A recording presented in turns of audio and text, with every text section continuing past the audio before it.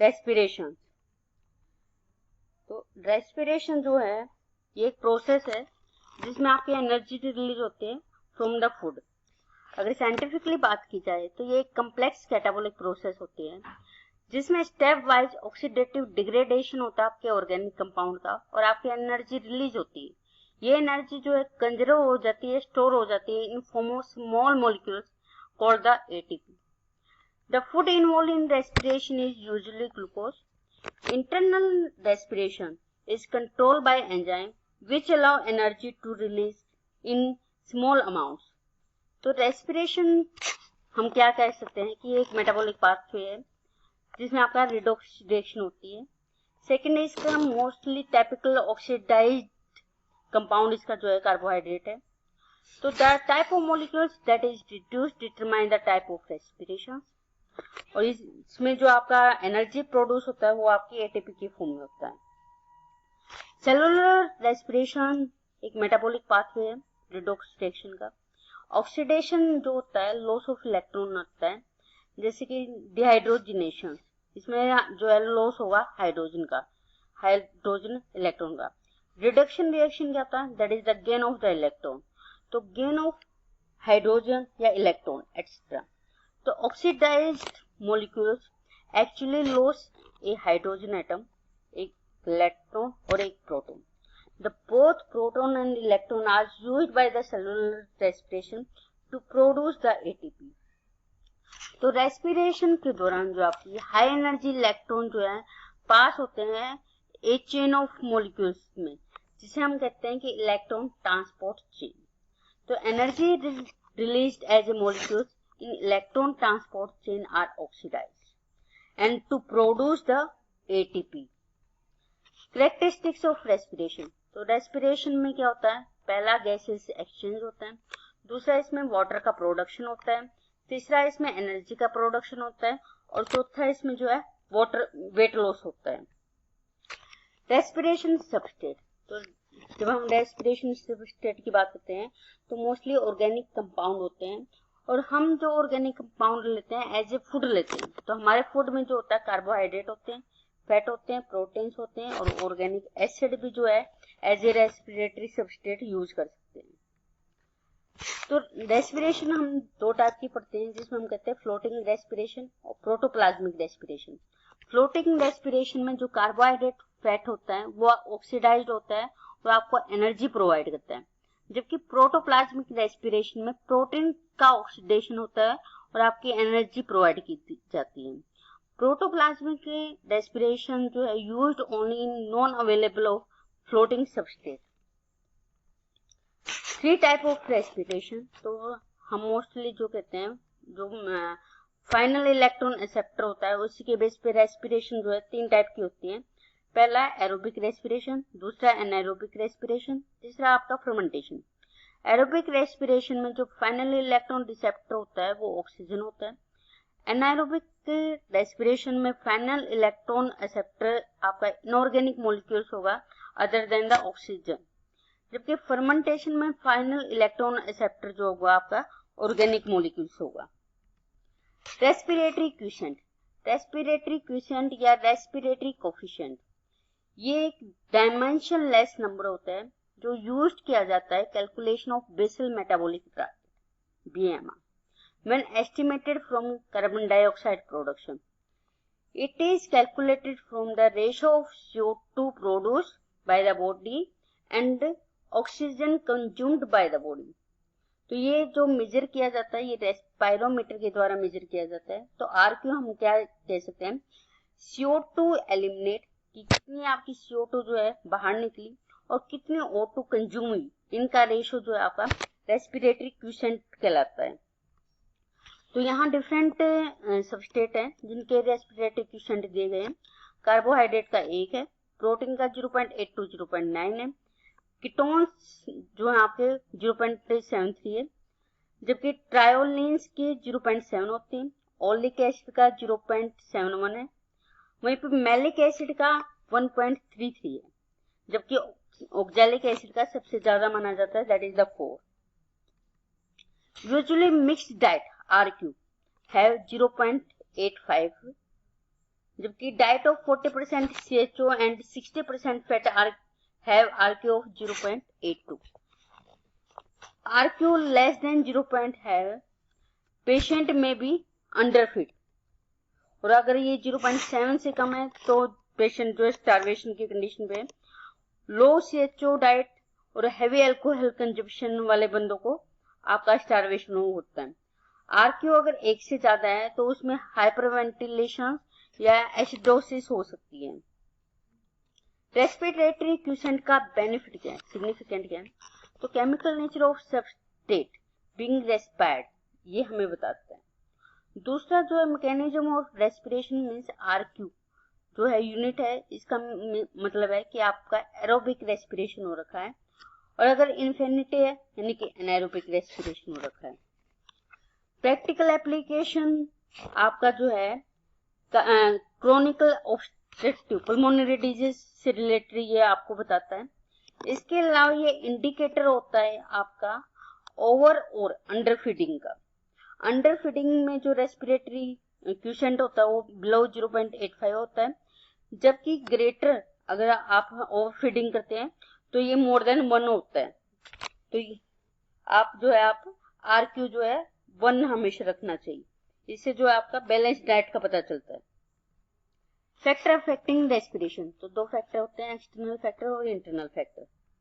External factor में आपके temperature, light, oxygen, carbon dioxide, mineral salt, organic substance, mechanical stimulation और injuries. जबकि internal factor में आपके आते हैं protoplasmic factor, hydration, respiratory substrates and ageing. External factor में पहला हम टेम्परेचर करेंगे, तो ये इफेक्ट करता है एंजाइम की एक्टिविटी। तो Q10 इक्वल टू 2 और 3 टाइम हो जाता है। ऑप्टिमम टेम्परेचर जो है 20 से 30 डिग्री सेल्सियस माना जाता है। जैसे जैसे हाई टेम्परेचर होता है तो रेट ऑफ रेस्पिरेशन डिक्रीज हो जाता है, and at very low temperature respiration rate जो होता है इनसिग्निफिकेंट हो जाता है। CO2 की प्रेजेंस, अगर CO2 की कंसेंट्रेशन इंक्रीज हो जाती है तो ऑक्सीजन जो है अब्सेंट हो जाता है, जिसके कारण एडवर्स इफेक्ट पड़ता है रेट ऑफ एरोबिक रेस्पिरेशन पे। लाइट जो है कंट्रोल करता है रेस्पिरेशन को by raising the temperature of an organism. Fourth, oxygen, that is the extinction point. तो minimum oxygen concentration at which aerobic respiration take place is 3 to 10%। जब इसका direct relation होता है with respiratory rate. Oxygen concentration जो है आपकी देखी गई है। मिनरल साल्ट की बात करते हैं तो कुछ एक्टिवेटर होते हैं जो रेस्पिरेटरी एंजाइम को एक्टिवेट करते हैं, जैसे कि iron, copper, magnesium, boron, molybdenum. Nitrogen और फॉस्फोरस ये जो है प्रोटीन के कॉन्स्टिट्यूएंट बनाते हैं। साल्ट रेस्पिरेशन क्या होता है? तो salt respiration is the rate of respiration increase during absorption of salt is called the salt respiration. 6 point आता है ऑर्गेनिक सब्सटेंस। तो साइनाइड, एसिड, कार्बन मोनोऑक्साइड ये इनहिबिट करते हैं रेस्पिरेशन को। Anaesthetic compound such as the chloroform, ether ये increase करते हैं रेस्पिरेशन को, बट अगर इनको एक्सेस अमाउंट में यूज किया जाए तो ये एज ए इनहिबिटर काम करते हैं। ऑक्सीजन और गिबरलिक एसिड जो है रेस्पिरेशन रेट बढ़ाते हैं प्लांट्स में। मैकेनिकल स्टिमुलेशन या इंजुरी, मैकेनिकल डिस्टरबेंस और इंजुरी या इन्फेक्शन ये इंक्रीज करते हैं रेस्पिरेशन को, जिसके कारण सडन इंक्रीज रेट हो जाता है respiration due to oxidation of disrupted liquid content of cell membrane. It continues till the membrane is metabolically respired. It also called the fever reaction या induced respirations. हॉपकिंस ने पाया कि bounded plant जो होते हैं उनमें शुगर कंटेंट एकदम ज्यादा बढ़ जाता है which responds the temporary increase in the respiratory rate. Internal factor में आपका आता है रेस्पिरेटरी सबस्ट्रेट। तो higher availability of respiratory substrate जो है इंक्रीज करता है रेट ऑफ रेस्पिरेशन का कुछ लिमिट तक।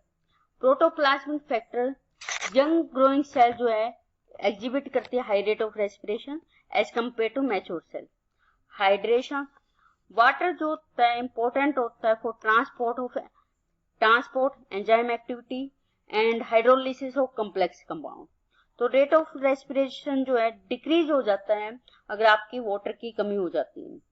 एग्जाम्पल के लिए in seed storage less than 15% water होगा तो रेस्पिरेशन रेट उसमें जो होगा लो होगा या नील होगा। फोर्थ आपका आता है एजिंग। एजिंग जो है आपकी जैसे कि सीड जर्मिनेशन है उस टाइम आपका रेस्पिरेटरी रेट जो है ज्यादा होता है प्लांट में। वेजिटेटिव फेज में थोड़ा और कम हो जाता है, डिक्लाइन हो जाता है रेस्पिरेशन। लेकिन जब फ्लावरिंग टाइम आता है ये फिर से स्लाइटली जो है रेस्पिरेशन रेट इंक्रीज हो जाता है क्योंकि फ्लावरिंग के टाइम जो आपकी फॉर्मेशन हो रही है।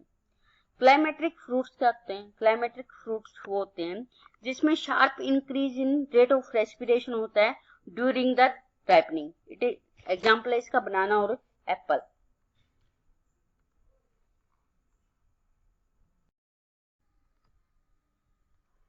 Aerobic respiration. Glucose contains chemical energy that can be transferred and stored in the ATP form. Aerobic respiration जैसे पहले भी मैं बताया था कि आपका जो है ग्लूकोज ऑक्सीडाइज हो जाता है तो आपका एटीपी का प्रोडक्शन होता है। इसमें जो फाइनल इलेक्ट्रॉन एक्सेप्टर होता है वो आपका ऑक्सीजन होता है। तो आपकी जो रिएक्शन होती है वो होती है C6H12O6 प्लस में 6O2 to form 6 molecules of water, 6 molecules of CO2 plus energy. Energy is about 686 kilocalorie पर मोल और 80 की फॉर्म में ये 36 to 38 ATP का प्रोडक्शन होता है। तो पहले जो हम एरोबिक रेस्पिरेशन की बात करते थे उसमें जस्ट हम कहते थे भाई ग्लूकोज जो है ऑक्सीजन के साथ रिएक्ट करके आपके 6 molecules ऑफ CO2 बना दिया, 6 molecules ऑफ वाटर बना दिया और एनर्जी बना दी। लेकिन अब जो हम कहते हैं कि आपके ग्लूकोज ऑक्सीजन के साथ आपकी 38 ADP प्लस 38 आपके फॉस्फेट ग्रुप भी ऐड होते हैं और आपके तब जाके जो है 38 ATP बनते हैं। एरोबिक रेस्पिरेशन में हम कहते हैं कि आपकी 3 स्टेज होती है। इन 3 स्टेज में पहली स्टेज आपकी ग्लाइकोलिसिस है, दूसरी स्टेज क्रेब्स साइकिल है और तीसरी स्टेज आपकी ऑक्सीडेटिव फास्फोराइलेशन है। ये तीनों ही स्टेज जो है आपकी एटीपी का प्रोडक्शन करती हैं और जो नेट गेन ऑफ एटीपी होता है वो आपका 36 to 38 एटीपी होता है। तो locations of glycolysis different steps है। तो ग्लाइकोलिसिस जो होते हैं प्रोकैरियोट और यूकैरियोट दोनों में जो है साइटोसोल्स में होती है। क्रेब साइकिल आपकी जो है प्रोकैरियोट में साइटोसोल में होती है जबकि यूकैरियोट में जो आपके माइटोकॉन्ड्रियल मैट्रिक्स में होती है। ऑक्सीडेटिव फास्फोराइलेशन जो है प्रोकैरियोट में प्लाज्मा मेम्ब्रेन में होती है जबकि यूकैरियोट में इनर माइटोकॉन्ड्रियल मेम्ब्रेन में होती है। तो जैसे कि एक ओवरऑल आपका एरोबिक रेस्पिरेशन का डायग्राम है, इसमें दिखा रखा है कि आपके ग्लाइकोलिसिस के दौरान ग्लूकोज आपका पाइरूवेट में कन्वर्ट हो जाता है और आपका एटीपी का प्रोडक्शन करता है। ये रिएक्शन आपकी जो है साइटोप्लाज्मिक फ्लूइड में हो रही है यानी कि साइटोसोल की बात हो रही है और इससे जो एनर्जी होती है आपकी 2 फॉर्म में हो सकती है, या एटीपी की फॉर्म में या आपकी जो है एनएडीएच की फॉर्म में। अगर एनएडीएच की फॉर्म में है तो ये डायरेक्ट इलेक्ट्रॉन ट्रांसपोर्ट पे आ जाती है और अगर ये एटीपी का प्रोडक्शन करती है तो ये पाइरुविक एसिड बना के आपकी क्रेब साइकिल के अंदर एंटर कर जाती है। क्रेब साइकिल में जो आपके एटीपी और एनएडीएच और एफएडीएच का प्रोडक्शन होता है। एटीपी आपकी जो यूटिलाइज कर ली जाती है और एनएडीएच और एफएडीएच2 ये आगे इलेक्ट्रॉन ट्रांसपोर्ट चेन को प्रोसीड करते हैं जहां पे फिर से आपका जो है एटीपी का प्रोडक्शन होता है। तो पहले हम बारी बारी करते हैं। तो पहले ग्लाइकोलिसिस करते हैं। तो ग्लाइकोलिसिस होती क्या है? ग्लाइको प्लस में लाइसिस। ग्लाइको यानी कि ग्लूकोज, लाइसिस यानी कि ब्रेकडाउन। यहाँ पे क्या हुआ? ग्लूकोज का ब्रेकडाउन होना। ये रिएक्शन जो आपकी साइटोसोल में हो रही है, इसमें जो पार्शली ऑक्सीडाइज होता है ग्लूकोज का और ये 2 मॉलिक्यूल्स ऑफ पाइरुवेट बनाता है। पाइरुवेट जो है 3 कार्बन एटम है। ये एक एनाएरोबिक रिएक्शन होती है। 5वां इसका पॉइंट है कि ये एक एक्सर्गोनिक प्रोसेस है यानी कि इसमें जो है आपकी एनर्जी जो है रिलीज होती है। ठीक है, तो इट इज रिलीज होती है और ये कंजर्व भी की जाती है इन हाई एनर्जी इलेक्ट्रॉन की फॉर्म में NADH, जो कि मैंने आपको लास्ट वाले डायग्राम में भी बताया कि आपका जो है अगर हाई एनर्जी इलेक्ट्रॉन के रूप में ये स्टोर होती है तो ये डायरेक्ट आपकी जो है ETC साइकिल में जो है प्रोसीड करेगी। तो ग्लाइकोलिसिस के जो हम मोस्टली ये कहते हैं कि जो आपके 9 स्टेप होते हैं, इसमें 10 है लेकिन आपकी जो डायग्राम है उसमें 9 स्टेप है, रिमेम्बर दैट। तो उसके 2 फेज होते हैं, first one is the preparatory phase, second is the pay of phase. तो नेट इसमें जो ATP का प्रोडक्शन होता है वो 2 ATP बनते हैं। यहाँ पे जो है 2 NADH प्रोड्यूस होते हैं by reduction of 2 NADH, 2 NAD positive. एक और यहाँ जब हम ग्लाइकोलिसिस की बात करते हैं तो 2 वर्ड यूज करते हैं, बाइफॉस्फेट और डाइफॉस्फेट। इन दोनों में डिफरेंस क्या है? बाइफॉस्फेट में क्या होता है कि 2 सेपरेट फॉस्फेट ग्रुप प्रेजेंट होते हैं, यानी कि आपके 2 फॉस्फेट ग्रुप 2 डिफरेंट कार्बन पे प्रेजेंट होंगे, तो उसको बोलेंगे बाइफॉस्फेट। डाइफॉस्फेट में क्या होता है कि 2 फॉस्फेट ग्रुप एक ही कार्बन पे अटैच्ड होंगे और वो बाय एनहाइड्रस बॉन्ड जो है आपके अटैच्ड होते हैं। सबस्ट्रेट लेवल फॉस्फोरिलेशन, तो ATP प्रोडक्शन जो है इसमें स्टेप वाइज होता है, because ADP phosphorylation is coupled with high exergonic breakdown of high energy bond 1,3-biphosphate phosphoglycerate। तो एरोबिक रेस्पिरेशन में जो है 7 ATP प्रोडक्शन होते हैं, इसमें NADH जो है रीऑक्सीडाइज होता है। तो यहाँ NADH जो है 2.5 ATP के इक्विवेलेंट होता है। तो कई बार आप जो NADH जो आप कहते हो कि 3 ATP है, ठीक है, तो एक्चुअली इसकी जो वैल्यू होता है वो 2.5 ATP होती है। एनाएरोबिक रेस्पिरेशन में जो आपकी 6 ATP का प्रोडक्शन होता है। तो this is the diagram of glycolysis. तो इसमें क्या है कि ग्लूकोज आपका कन्वर्ट होता है ग्लूकोज 6 फॉस्फेट में in the presence of enzyme hexokinase. यहाँ पे आपकी जो है ATP यूटिलाइज की जा रही है और आपकी ATP जो है ADP में कन्वर्ट हो जाती है। ग्लूकोज 6 फॉस्फेट से फ्रक्टोज 6 फॉस्फेट बन रहा है, यानी कि यहाँ पे आइसोमर बन रहा है आपका ग्लूकोज का। तो यहाँ पे एंजाइम होगा फॉस्फोग्लूकोज आइसोमरेज। तीसरा आपका फ्रक्टोज 6 फॉस्फेट से फ्रक्टोज 1,6 बाइफॉस्फेट बन रहा है। तो यहाँ पे आपका जो है फॉस्फेट ग्रुप ऐड हुआ है, तो यानी कि यहाँ पे एंजाइम काइनेज यूज होगा। यहाँ पे भी आपकी जो है ATP जो है यूटिलाइज कर ली जाती है। फ्रक्टोज 1,6 बाइफॉस्फेट जो है आपका दो तरीके से जो है 2 प्रोडक्ट बना सकता है, या तो वो बनाएगा ग्लिसरल्डिहाइड फॉस्फेट या बनाएगा डाइहाइड्रोक्सी एसीटोन फॉस्फेट। ये दोनों आपस में जो होते हैं आइसोमर होते हैं। यहाँ पे एंजाइम यूज होता है दैट इज द एल्डोलेज। इसके बाद जो आपका है ग्लिसरल्डिहाइड फॉस्फेट, ठीक है, ये आपका बनाता आगे 1,3-बाइफॉस्फोग्लिसरेट। तो यहाँ पे एंजाइम यूज होता है हाइड्रोजनेज। यहाँ पे जो आपकी क्या होता है NAD पॉजिटिव प्लस में 2PI, यानी कि यहाँ पे जो है 2 मॉलिक्यूल्स ऑफ NADH प्रोडक्शन होता है, यानी कि यहाँ पे आपकी एनर्जी जो है बनी। इसके बाद जो आपका 1,3-बाइफॉस्फोग्लिसरेट जो है कन्वर्ट हो जाता है 3-फॉस्फोग्लिसरेट में। यहाँ पे एक फॉस्फेट ग्रुप रिमूव हो रहा है, तो यहाँ पे एंजाइम यूज होगा दैट इज द काइनेज। तो ये बनेगा फॉस्फोग्लिसरेट काइनेज। यहाँ पे आपकी जो है 2 ATP का प्रोडक्शन हो रहा है। नेक्स्ट आपका आता है कि 3-फॉस्फोग्लिसरेट कन्वर्टिंग टू 2-फॉस्फोग्लिसरेट, यानी कि यहाँ पे जस्ट पोजीशन चेंज हो रही है। तो ये क्या कर रहा है म्यूटेज एंजाइम यूज होगा यहाँ पे। तो फॉस्फोग्लिसरेट म्यूटेज ये एंजाइम आपका यूज हो रहा है और आपका 2-फॉस्फोग्लिसरेट बन रहा है। 2-फॉस्फोग्लिसरेट से आपका बनेगा फॉस्फोइनोल पाइरुवेट। तो यहाँ एंजाइम यूज होगा इनोलेज। फॉस्फोइनोल पाइरुवेट से आपका बनता है पाइरुवेट, जो कि आपका एंड प्रोडक्ट होता है ग्लाइकोलिसिस का। तो यहाँ पे एंजाइम यूज होगा पाइरुवेट काइनेज। यहाँ पे भी आपकी 2 मॉलिक्यूल्स ऑफ ATP का प्रोडक्शन होता है। तो जब हम समरी की बात करते हैं ग्लाइकोलिसिस, तो हम ये कहते हैं कि ये साइटोसोल्स में होती है, ये एक एनाएरोबिक रिएक्शन होती है। इसमें जो है 2 ATP जो होती है इनपुट करते हैं, और 2 ATP अगर आप देखोगे कि पहले और तीसरे स्टेप में, पहला और तीसरा स्टेप जो है आपकी ATP जो है डाली गई है, यानी कि यूटिलाइज की गई है, तो आपने 2 ATP इसमें रिक्वायर्ड हुई। इसके बाद जो ग्लूकोज आपका एंड प्रोडक्ट बनाता है पायरुवेट, तो 2 मॉलिक्यूल्स ऑफ आपके पायरुवेट बनते हैं। यहाँ पे 2 NADH और 4 ATP का प्रोडक्शन होता है, तो यानी कि एक्स्ट्रा हम कह सकते हैं कि 2 NADH प्लस आपके 2 ATP, ठीक है, तो बने हैं ओवरऑल प्रोडक्ट। अगर हम ग्लाइकोलिसिस की बात करें तो जैसे कि मैंने कहा कि 2 NADH जो होता है आपके करीबन 2.5 ATP के बराबर होता है, तो ये टोटल 5 ATP होगी प्लस में 2 ATP यानी कि 7 ATP। तो ग्लाइकोलिसिस में क्या बना, 7 ATP जो आपके नेट रिलीज हुए हैं, जो आपको मिले।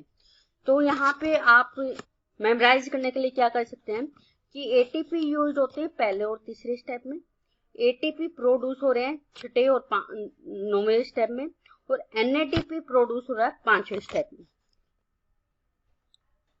रेगुलेशन ऑफ ग्लाइकोलिसिस, तो डिफरेंट एंजाइम्स जो हैं उनको हम रेगुलेट कर सकते हैं और वहां पे आप ग्लाइकोलिसिस प्रोसेस को रेगुलेट कर सकते हैं। जैसे कि हेक्सोकाइनेज है, तो ग्लूकोज 6 फॉस्फेट इसका इनहिबिटर होता है, तो अगर हम इसको यूज करेंगे तो वहां पे हम ग्लाइकोलिसिस को स्टॉप कर सकते हैं। सेकेंड आता है आपका फोस्फोफ्रक्टोकाइनेज, ये आपका एक्टिवेट करता है फ्रक्टोज 2,6 बाइफॉस्फेट, फ्रक्टोज 6 फॉस्फेट और AMP, तो यहाँ और इसके इनहिबिटर हैं स्ट्रेट और ATP।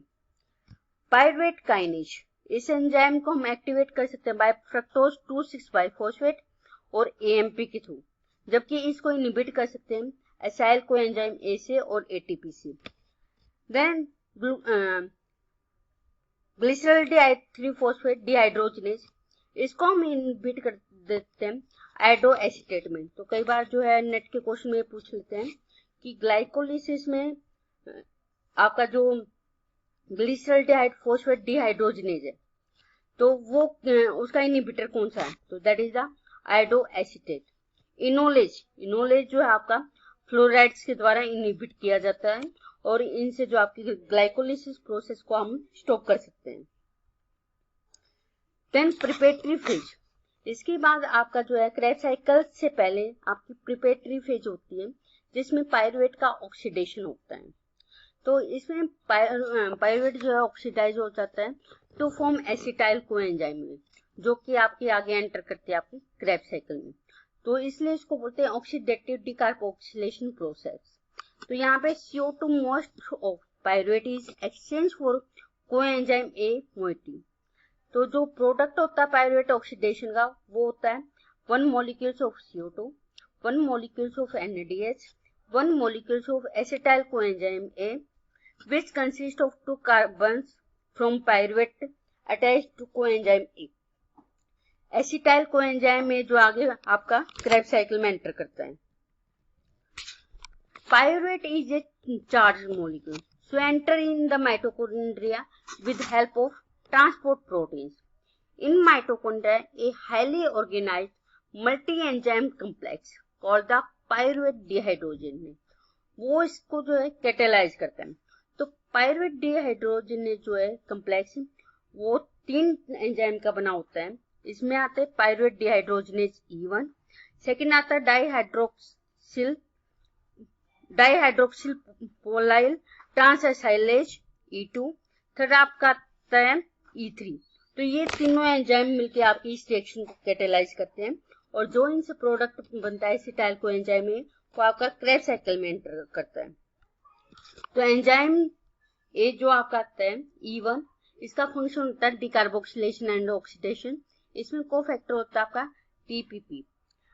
E2 में आपका जो फंक्शन होता है catalyse transfer and it if acetyl coenzyme, cofactor इसमें होता है lipoic acid and coenzyme A. E3 में जो है डीऑक्सीडाइज्ड होता है डीऑक्सीडाइज्ड डिहाइड्रोल लिपोमाइड, तो इसमें कोफैक्टर होता है NAD पॉजिटिव और FAD। ये इनहिबिट कर सकते हैं बाय NADH और एक्टिवेट कर सकते हैं NAD पॉजिटिव की। तो पायरुवेट डिहाइड्रोजनेज कम्प्लेक्स जो है regulated by 2 process, first one is the allosteric regulations, जिसमें बाय NADH और एसिटाइल कोएंजाइम में आता है। दूसरा बाय कोवैलेंट मॉडिफिकेशन ये ओनली जो है आपके यूकारियोट्स में होता है। तो इसमें जो है 4 स्टेप्स की प्रोसेस है, जिसमें पहले में आएगा आपका decarboxylation of pyruvate with formation of dihydroxy ethyl TPP. Second आपका transfer of two carbon unit to lipoic acid. Third आपका था फॉर्मेशन ऑफ एसिटाइल कोएंजाइम में। फोर्थ आपका था lipoic acid is deoxidized to form lipoid, ताकि आपकी ये reaction बार बार रिपीट होती रहे।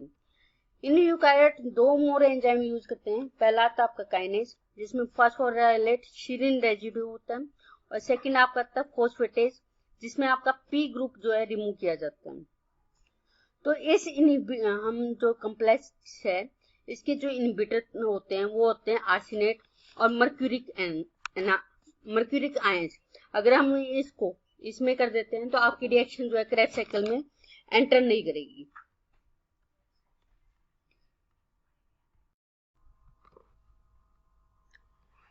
क्रेब्स साइकिल, तो क्रेब्स साइकिल का नाम जो है इसके साइंटिस्ट के नाम से दिया था, जो का थे हैंस क्रेब्स। उन्होंने इसके लिए नोबेल प्राइज भी जीता, ठीक है, for the path of discovery in cellular respiration. इसको जो है सिट्रिक एसिड साइकिल या ट्राइकार्बोक्सिलिक एसिड साइकिल भी कहते हैं। सिट्रिक एसिड साइकिल इसलिए कहते हैं क्योंकि इसका जो फर्स्ट मॉलिक्यूल्स प्रोड्यूस होता है वो आपका होता है सिट्रिक एसिड या सिट्रेट, ठीक है। और ट्राइकार्बोक्सिलिक एसिड इसलिए बोलते हैं क्योंकि इसमें जो है 3 कार्बोक्सिलिक एसिड की ये जो है साइकिल की फॉर्मेशन होती है, इसलिए इसको ट्राइकार्बोक्सिलिक एसिड साइकिल भी बोलते हैं। तो क्रेब्स साइकिल जो है एक मेटाबॉलिक पाथवे है जिसमें फर्दर क्लीवेज और ऑक्सीडाइज्ड होता है पायरुवेट। ये जो होते हैं आपकी सेल मेम्ब्रेन और पायरुवेटिक सेल्स में होते हैं, जब माइटोकॉन्ड्रिया के यूकारियोट्स में ये माइटोकॉन्ड्रिया के अंदर होते हैं। तो हम स्टेप्स की बात करते हैं, तो इसमें जब आपका क्रेब्स साइकिल में एंटर करते हैं तो उससे पहले जो आपका पायरुवेट जो है आपका ऑक्सीडाइज होता है और कन्वर्ट होता है एसिटाइल कोएंजाइम में। आपका जो पायरुवेट आता है वो आपका आता है ग्लाइकोलिसिस से, जहां पे आपके 2 मॉलिक्यूल्स ऑफ जो है पायरुवेट्स बनते हैं फ्रॉम द ग्लूकोज। फिर ये ग्लूकोज आगे जो है कन्वर्ट होते हैं, यूटिलाइज होते हैं आपके क्रेब्स साइकिल में। तो यहाँ पे दे रखा है कि पायरुवेट जो कि आगे ग्लाइकोलिसिस में बना था, वहां से जो आपकी CO2 निकलती है और बनता है एसिटाइल कोएंजाइम में। एसिटाइल कोएंजाइम में जो आपकी क्रेब्स साइकिल में एंटर करता है। तो हम कहते हैं कि भाई जब क्रेब्स साइकिल की बात करते हैं तो वहां भी हम 2 स्टेप की बात करते हैं कि पहला जो आपका प्रिपरेटरी स्टेप्स आता है जिसमें आपका पायरुवेट का ऑक्सीडेशन होता है, और दूसरा आपके जो है क्रेब्स साइकिल होती है जिसमें आपका फर्दर ऑक्सीडेशन और क्लीवेज होते हैं, और आपके NADPH और आपका FADH की फॉर्मेशन होती है, यानी कि आपकी एनर्जी फॉर्म होती है जो आगे आपके इलेक्ट्रॉन ट्रांसपोर्ट चेन में यूटिलाइज हो जाती है। तो यहाँ प्रिपरेटरी फेज में हम क्या देखते हैं कि पायरुवेट है जो कि एसिटाइल कोएंजाइम A, ठीक है। यहाँ पे पायरुवेट डिहाइड्रोजनेज कॉम्प्लेक्स जो मैंने आपको कल भी बताया था, आपका वो जो है कॉम्प्लेक्स यूटिलाइज करता है। यहाँ पे आपके जो है NADH प्रोड्यूस होते हैं, एनर्जी की फॉर्म प्रोड्यूस होते हैं, और बनता आपका एसिटाइल कोएंजाइम A प्लस में CO2। तो दूसरा जो क्रेब्स साइकिल होती है आपकी सेकेंड स्टेप में, तो क्रेब्स साइकिल जो है फर्दर ऑक्सीडाइज हो जाती है एसिटाइल ग्रुप फ्रॉम पायरुवेट। इसमें जो आपके ऑक्सीजन की जरूरत होती है, इसलिए जो रिएक्शन क्रेब्स साइकिल होती है वो एरोबिक होती है। ध्यान दें, ग्लाइकोलिसिस एक एनाएरोबिक प्रोसेस है, जबकि क्रेब्स साइकिल जो आपकी एरोबिक प्रोसेस है। ये आपकी जो माइटोकॉन्ड्रिया की मैट्रिक्स में होती है। इसमें जो है 5 स्टेप्स होते हैं क्रेब्स साइकिल्स में। तो फर्स्ट स्टेप्स का जैसे कि मैं आपको ऑलरेडी बता चुकी हूँ कि फर्स्ट स्टेप्स में जो आपका एसिटाइल कोएंजाइम A ये बॉन्डेड होता है ऑक्सैलो एसीटेट के से और प्रोड्यूस करता है सिट्रेट, यानी कि जो इसका फर्स्ट प्रोडक्ट बनता है वो स्ट्रेट होता है जो कि 6 कार्बन एटम होता है। तो इसमें जो आपका स्ट्रेट बन रहा है, इसी कारण इसको जो एसिटिक एसिड साइकिल भी कहते हैं। तो एसिटाइल कोएंजाइम A जो है एंटर करेगा आपका माइटोकॉन्ड्रिया में, कंबाइन करेगा ऑक्सैलो एसीटेट से और फॉर्म बनाएगा स्ट्रेट। स्ट्रेट जो फर्दर ऑक्सीडाइज होता है और प्रोड्यूस करता है 3 NADH और FADH2। यहाँ पे जो है CO2 प्रोड्यूस होती है as a straight is convert back into oxaloacetate. The regeneration of oxaloacetate is ready to another acetyl coenzyme में, एंड आपकी क्रैब साइकिल जो है वो कंटिन्यूअस होती रहती है।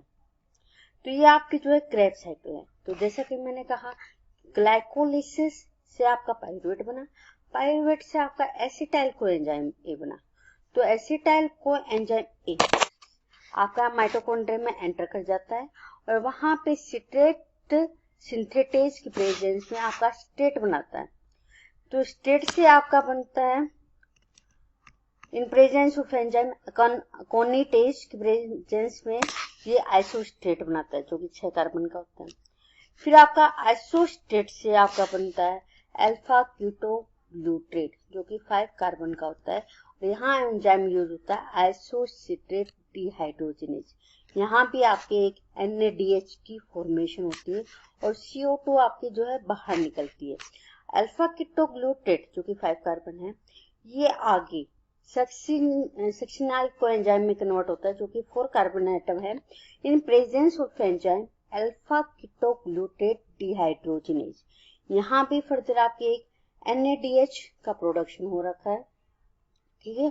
फिर आपका सक्सिनाइल कोएंजाइम ए, ये आपकी सक्सिनेट में कन्वर्ट होता है in presence of succinyl coenzyme A synthetase की प्रेजेंस में। यहाँ पे आपकी एक GDP की फॉर्मेशन होती है जो रीअरेंज करके आपकी ATP बनाती है। तो ध्यान रहे, क्रैब साइकिल में आपकी 1 मोलिक्यूल्स ऑफ GTP प्रोडक्शन होता है, वो GTP आगे बाद फर्दर जो है ATP में कन्वर्ट हो जाता है। तो सक्सिनेट से आपका फिर बनता है आपका फ्यूमरेट जो कि 4 कार्बन एटम होता है। यहाँ पे एंजाइम यूज होता है सक्सिनेट डिहाइड्रोजिनेज और यहाँ पे जो एनर्जी की फॉर्म प्रोड्यूस होती है दैट इज ये FADH2। इसके बाद फ्यूमरेट आगे अनदर कन्वर्ट हो जाता है मेलेट में जो कि 4 कार्बन है। In presence of enzyme fumarase, यहाँ पे वाटर की एडिशन होती है। देन इसके बाद मेलेट फिर से बनाता है ऑक्सैलो एसीटेट। यहाँ एंजाइम यूज होता है मेलेट डिहाइड्रोजिनेज और आपका NADH का प्रोडक्शन होता है।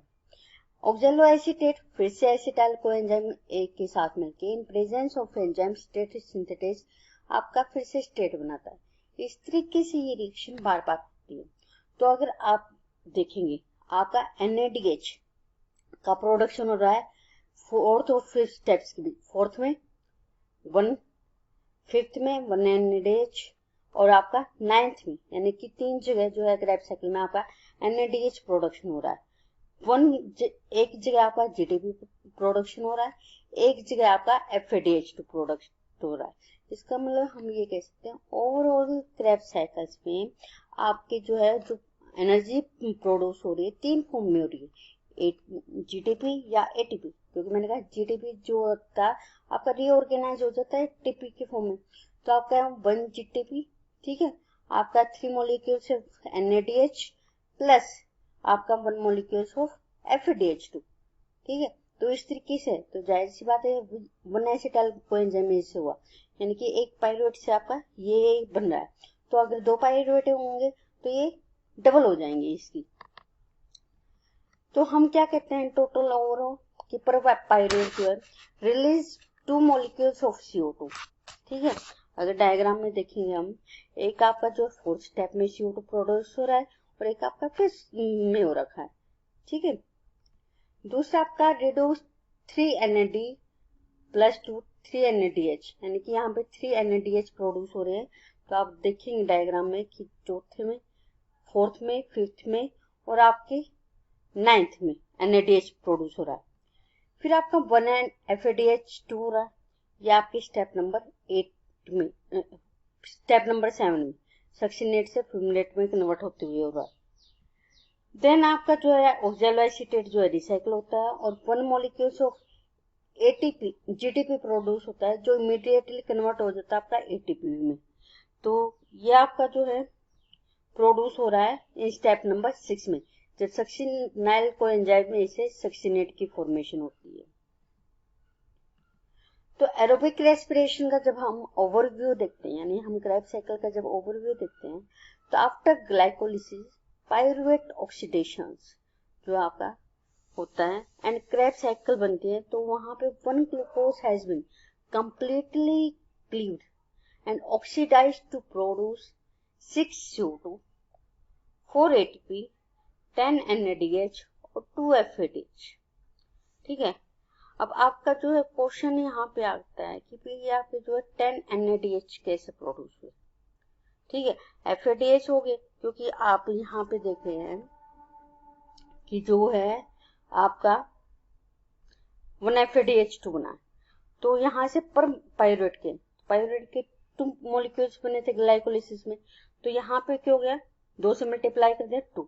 यहाँ पे NADH आपके 3 है तो 6 होना चाहिए, लेकिन हमने यहाँ ओवरऑल की बात करें यानी कि आपका ग्लाइकोलिसिस भी इंक्लूड हो रखा है और आपकी क्रेब्स साइकिल भी इंक्लूड हो रखी है।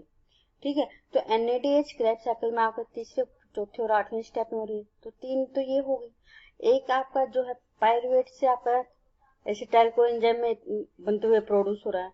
ठीक है, आपका जो है CO2 जो तीसरे और चौथे स्टेप में हो रहे हैं।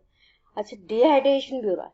डिहाइड्रेशन आपका जो है पहले में हो रहा है, दूसरे में, छठे में और 8वें में, जबकि हाइड्रेशन जो है 2.2 और 7th में हो रहा है। ये डिहाइड्रेशन 1.2 है, ठीक है, 1.2 में हो रखा है और हाइड्रेशन जो आपका 2.2 और 7 में हो रखा है। तो यहाँ पे ओवरऑल हम ये कहते हैं कि जो आपका प्रोड्यूस हो रहा है 10 NADH और 2 FADH और 4 ATP का प्रोडक्शन हो रखा है। देन जब हम रेगुलेशन की बात करते हैं क्रेब्स साइकिल की, तो जो अकोनिटेज एंजाइम होता है, अकोनिटेज, ध्यान रहे यहाँ पे एक ही जो है फालतू है, एक्स्ट्रा है तो उसको काट देना।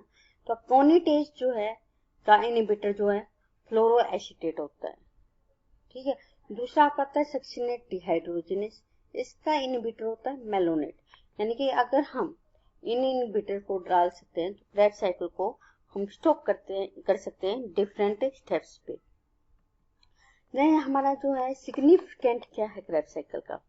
ठीक है, तो पहला आता है एनर्जी प्रोडक्शन। हालांकि हम कहते हैं कि करीबन जो 36 to 38 ATP प्रोडक्शन होता है, तो 36 मोस्टली कहते हैं, लेकिन 36 to 38 ATP हम कहते हैं जब भी एरोबिक रेस्पिरेशन की बात करते हैं। तो कहते हैं उनमें से 30 ATP आपके जो है अप टू क्रेब्स साइकिल आपका जो है प्रोड्यूस हो जाता है। दूसरा आपका आता है नाइट्रोजन मेटाबॉलिज्म में यूज होता है। ठीक है, तो वहां पे जो ग्लूटारिक एसिड होता है वो फर्स्ट रिसेप्टर होता है अमोनिया का, जो कि बाद में फर्दर अमीनो एसिड की फॉर्मेशन करते हैं और अमीनो एसिड आपके जो आगे प्रोटीन फॉर्मेशन में हेल्प करते हैं।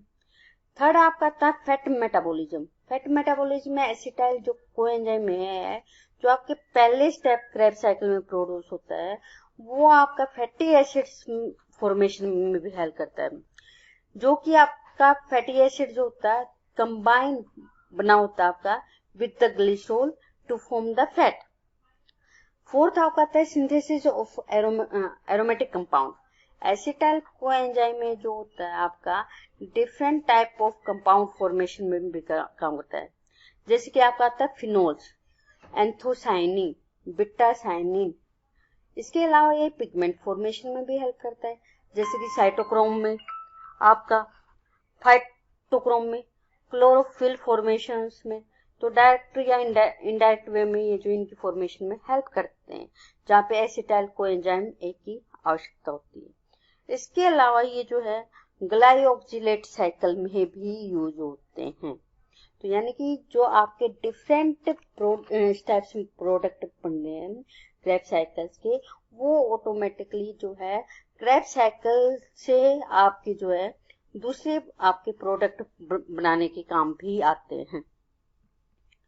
तो जब हम सेलुलर रेस्पिरेशन की बात करते हैं, अभी तक ओवरऑल जो मैंने कहा कि ग्लाइकोलिसिस में जो ग्लूकोज है आपकी 2 ATP जो यूटिलाइज होती है, जबकि आपके 4 ATP और 2 NADH जो है प्रोडक्शन होता है। इसके बाद जो पाइरुवेट और पाइरुवेट 2 यानी कि आपके 2 पाइरुवेट बने, ये एसिटाइल कोएंजाइम में बनते हैं। यहाँ पे आपका क्या होता है कि आपके जो है 2 मॉलिक्यूल्स ऑफ NADH प्रोडक्शन होते हैं। फिर आपके क्रेब्स साइकिल में 2 ATP जो आपके यूटिलाइज कर लिए जाते हैं और आपका जो है 1 ATP, 2 molecules of CO2, 3 NADH2 plus में 1 FADH2, ये प्रोड्यूस होता है। तो यानी कि आपके टोटल, जैसे मैंने कहा था कि 10 NADH प्रोड्यूस होते हैं, तो 2 आपके जो है ग्लाइकोलाइसिस में बन गए, 2 आपके पायरुवेट से एसिटाइल को एंजाइम में कन्वर्ट करने पे मिल गए, और 6 आपके जो है क्रेब्स साइकिल में मिल गए। तो टोटल आपके जो है 10 NADH बन गए।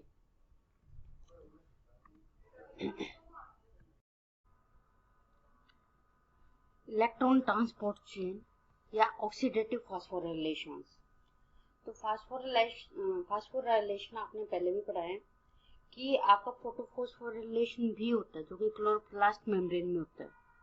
और सेकंड जो आज हम पढ़े हैं, that is the oxidative phosphorylation, जो कि आपकी रेस्पिरेशन के दौरान होती है माइटोकॉन्ड्रियल मेम्ब्रेन। तो ऑक्सीडेटिव फॉस्फोराइलेशन क्या होता है, ये यूज करता है NADH और FADH2, जो कि आपके प्रोड्यूस होते हैं क्रेब्स साइकिल के दौरान। तो वो इसको यूटिलाइज करते हैं to reduce molecules of oxygen into the water. It occurring by the electron transport chain. तो यहाँ पे जो है आपका रिड्यूसिंग पोटेंशियल बनता है। तो रिड्यूसिंग पोटेंशियल 2 टाइप का होता है, नेगेटिव और पॉजिटिव। नेगेटिव रिड्यूसिंग पोटेंशियल वो होता है जिसमें आपका reduce form of substrate have low affinity for electron than the water, यानी कि वाटर से आपकी इलेक्ट्रॉन की एफिनिटी कम होगी। ऐसे सबस्ट्रेट को हम बोलते हैं नेगेटिव रिड्यूसिंग पोटेंशियल, जिसके NADH जो कि एक स्ट्रॉन्ग रिड्यूसिंग एजेंट है। पॉजिटिव रिड्यूसिंग पोटेंशियल, ये वो सबस्ट्रेट होते हैं जो जिसकी एफिनिटी हाई होती है इलेक्ट्रॉन को रिड्यूस करने की as compare to hydrogen. Example है इसमें ऑक्सीजन, तो that is the strong oxidising agent भी बोलते हैं इनको। तो जो आपकी ETC होती है वो एक series of membrane bound electron carrier molecules होती हैं, जिन्हें हम बोलते हैं साइटोक्रोम। ये ट्रांसफर करते हैं electron from electron donor two electron acceptor by the redox potential. इसमें क्या होता है कि साथ के साथ आपकी कपलिंग रिएक्शन भी होती है, जिसमें आपके इलेक्ट्रॉन ट्रांसफर के साथ साथ आपके प्रोटॉन का भी ट्रांसफर होता है। ये प्रोटॉन ट्रांसफर जो आपके ATP सिंथेसिस में करते हैं, जबकि इलेक्ट्रॉन ट्रांसफर जो आप कर रहे हैं बाय ETC साइकिल्स, उससे आपका क्या होगा कि आपकी वाटर की फॉर्मेशन होगी। तो जब आपकी इलेक्ट्रॉन की ट्रांसफर हो रही है तो आपका इलेक्ट्रोकेमिकल प्रोटॉन ग्रेडियंट जो आपका क्रिएट होता है, जो ड्राइव करता है आपका ATP। तो ये आपकी जो साइटोक्रोम होते हैं, ये एम्बेडेड होते हैं माइटोकॉन्ड्रियल इनर मेम्ब्रेन में। ऑक्सीजन यहाँ पे इलेक्ट्रॉन को पुल करता है from NADH to NADH and FADH2, और इसको लो एनर्जी स्टेट में ये जो आपकी इलेक्ट्रॉन का ट्रांसफर होता है, यानी कि साइटोक्रोम तो आपका आखिर में ऑक्सीजन तक जाएगा। इस साइटोक्रोम जो है यहाँ पे इलेक्ट्रॉन ट्रांसफर करता है टू नेक्स्ट साइटोक्रोम, और इस तरीके की आपकी चेन बनाता है। इस प्रोसेस में आपकी करीबन 34 ATP जो है आपकी बनती है, जो कि हम कहते हैं 90% ऑफ ATP जो आपकी बॉडी की फॉर्मेशन हो जाती है। तो प्रोटीन्स जो होते हैं, जो इलेक्ट्रॉन कैरियर मॉलिक्यूल्स होते हैं, ये इन्वॉल्व करते हैं are the grouped into 4 large respiratory enzyme complex, जो कि आपकी ट्रांस मेम्ब्रेन प्रोटीन के साथ होल्ड होते हैं और आपका कॉम्प्लेक्स फॉर्मेशन करते हैं। तो ये ईच कॉम्प्लेक्स जो होती है ग्रेटर एफिनिटी होती है for the electron than the previous one, यानी कि अगर हम कहेंगे कॉम्प्लेक्स 1, कॉम्प्लेक्स 2, कॉम्प्लेक्स 3 और कॉम्प्लेक्स 4, तो हम कहेंगे जो कॉम्प्लेक्स 4 की एफिनिटी है वो सबसे ज्यादा है एज कम्पेयर टू आपकी कॉम्प्लेक्स 1, यानी कि ये कह सकते हैं हम कॉम्प्लेक्स 4 की सबसे ज्यादा है, फिर उसकी 3 की कम है, फिर 2 की उससे कम और 1 की उससे कम है। यानी कि इसका कहने का मतलब यही है कि आपकी जो इलेक्ट्रॉन ट्रांसफर हो रहा है वो आपकी लो एफिनिटी कॉम्प्लेक्स से आपकी हाई इलेक्ट्रॉन के एफिनिटी वाले कॉम्प्लेक्स की बात जा रही है। तो हम यहाँ पे रेस्पिरेटरी एंजाइम कॉम्प्लेक्स की बात करें तो 4 जो आपके कॉम्प्लेक्स होते हैं। फर्स्ट वन आपका कॉम्प्लेक्स होता है दैट इज द कॉम्प्लेक्स 1, जिसे हम कहते हैं NADH कोएंजाइम Q रिडक्टेज या NADH डिहाइड्रोजिनेज। इसमें प्रोस्थेटिक ग्रुप जो होता है आपका FMN और Fe आयरन सल्फर होता है, जो कि आपका 46 सब यूनिट का बना होता है। कम्प्लेक्स 2 जो आपके 4 सब यूनिट का बना होता है। इसमें जो एंजाइम होता है वो आपका होता है सक्सिनेट कोएंजाइम क्यू रिडक्टेज। इसमें प्रोस्थेटिक ग्रुप होता है आपका FAD आयरन सल्फर का। थर्ड कम्प्लेक्स जो आपका वो 11 सब यूनिट का बना होता है। इसमें आपका coenzyme Q cytochrome C reductase या साइटोक्रोम BC1 कम्प्लेक्स भी इसको कहते हैं। इसमें प्रोस्थेटिक होता है हीम B 566 B1 और हीम B 562 BH या और हीम C1 आयरन सल्फर इसकी जो है प्रोस्थेटिक ग्रुप होते हैं। कम्प्लेक्स 4 जो है 13 सब यूनिट का बनाता है और इसमें एंजाइम होता है साइटोक्रोम C ऑक्सीडेज। इसमें प्रोस्थेटिक ग्रुप होता है आपका haem A, haem A3, copper positive A, copper positive B। तो ये आपके 4 ग्रुप हो गए, यानी कि जहां से आपके इलेक्ट्रॉन ट्रांसफर होंगे 1 2 3 4, तो ये आपकी जो है 4 कम्प्लेक्स है। तो आपका एक क्वेश्चन पूछ लेते हैं कि रेस्पायरोसोम क्या होता है। तो रेस्पायरोसोम एक सुप्रामोलिक्यूल्स कम्प्लेक्स है जो आपका बना होता है कम्प्लेक्स 1 से, 2 से और 3 से। अब आपका जो इलेक्ट्रॉन कैरियर होता है वो रिडक्शनल पोटेंशियल ऑफ इलेक्ट्रॉन पे डिपेंड करता है। तो ये जो रिडक्शनल पोटेंशियल ऑफ इलेक्ट्रॉन है ये कैरी करता है favour of unidirectional electron from NADH and FADH2 to oxygen. यानी कि आपके इलेक्ट्रॉन जो है यूनिडायरेक्शनल मूव करेंगे। तो कम्प्लेक्स 1 की बात करते हैं हम, जिसे हम कहते हैं NADH डिहाइड्रोजनेज। तो इसमें 2 इलेक्ट्रॉन जो है रिमूव होंगे from NADH and ultimately transfer to lipid soluble carrier ubiquinone और ubiquinone. The reduced product ubiquinol freely diffuse within the membrane and complex 1 translocate 4 proton across the membrane, thus producing a proton gradient। इससे जो है आप जो है electron के साथ NADH से इलेक्ट्रॉन ट्रांसफर होगा, ठीक है, वो आपका जो है रिड्यूस कर देता है यूबिक्विनोन को यूबिक्विनोल में और आपके इससे जो है ग्रेडियंट क्रिएट होता है। तो प्रोटोन ग्रेडियंट तब क्रिएट होता है कि साथ के साथ आपके जो 4 प्रोटोन है वो मेम्ब्रेन के क्रॉस जो है मूव कर जाते हैं। कम्प्लेक्स 1 जो आपका जो मेन साइट होता है जहां से आपकी रिएक्शन शुरू होती है, ये जो होती है premature electron leakage to oxygen occur, जिसके कारण जो आपकी है ये मेन साइट हो जाती है आपकी सुपर ऑक्साइड प्रोडक्शन की। Ubiquinone, it is a only electron carrier in ETC that is not a protein bounded prosthetic group। ये जैसे हम कह रहे थे कि प्रोस्थेटिक ग्रुप जो होते हैं प्रोटीन से बाउंडेड होते हैं, तो इसमें कहते हैं कि जो प्रोस्थेटिक ग्रुप होते हैं वो आपके प्रोटीन से बाउंड नहीं होते कम्प्लेक्स 1 में। इसी कारण से जो है यहाँ पे जो है ऑक्सीजन की मतलब की इलेक्ट्रॉन की लीकेज भी हो जाती है और यहाँ पे जो है सुपर ऑक्साइड की फॉर्मेशन भी हो जाती है। It is carrier of hydrogen atom that is proton और इलेक्ट्रॉन, यानी कि यहाँ से दोनों ही चीज जाएंगे, इलेक्ट्रॉन भी जाएंगे और प्रोटोन भी जाएंगे। सेकंड आपका था कम्प्लेक्स 2 जिसे आप बोलते हैं सक्सिनेट डिहाइड्रोजनेज। तो additional electrons are delivered into quinone pool Q originate from succinate and transfer into the Q, यानी कि FAD टू Q जाएंगे। कम्प्लेक्स 2 जो है 4 प्रोटॉन सब यूनिट से बनी होती है, जिसमें हम कहते हैं succinate dehydrogenase, succinate dehydrogenase iron sulphur सब unit, succinate dehydrogenase complex unit C and succinate dehydrogenase complex unit 4 unit D। Other electron donors भी इसमें यहाँ होते हैं, आल्सो डायरेक्टली इन्वॉल्व होते हैं इलेक्ट्रॉन ट्रांसफर में into the Q by FAD। तो कम्प्लेक्स 2 जो होता है पैरेलल इलेक्ट्रॉन ट्रांसपोर्ट पाथवे होता है टू कम्प्लेक्स 1, यानी कि अगर कम्प्लेक्स 1 आपका काम नहीं कर रहा है तो कम्प्लेक्स 2 के थ्रू आपके इलेक्ट्रॉन ट्रांसपोर्ट शुरू हो सकते हैं।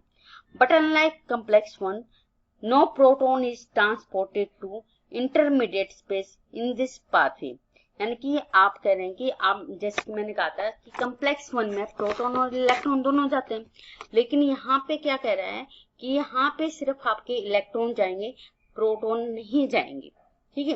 तो therefore this pathway through complex two contribute less energy to overall electron transport C. Complex 3 cytochrome Bc1 complex. तो Q cycle contribute to proton gradient by asymmetrical absorption और release of proton. तो यहाँ पे 2 इलेक्ट्रॉन जो होते हैं remove from QH2 at the Q site and sequentially transferred to 2 molecules of cytochrome C. A water soluble electron carrier जो intermembrane space locate होता है, ये वहां पे जो है 2 इलेक्ट्रॉन जाते हैं।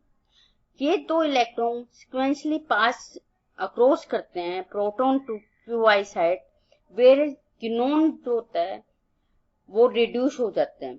तो 4 प्रोटॉन जो है ट्रांसलोकेट होते हैं, जिसमें से 2 प्रोटॉन रिड्यूस हो जाते हैं क्विनोन टू क्विनोल, एंड 2 प्रोटॉन जो होते हैं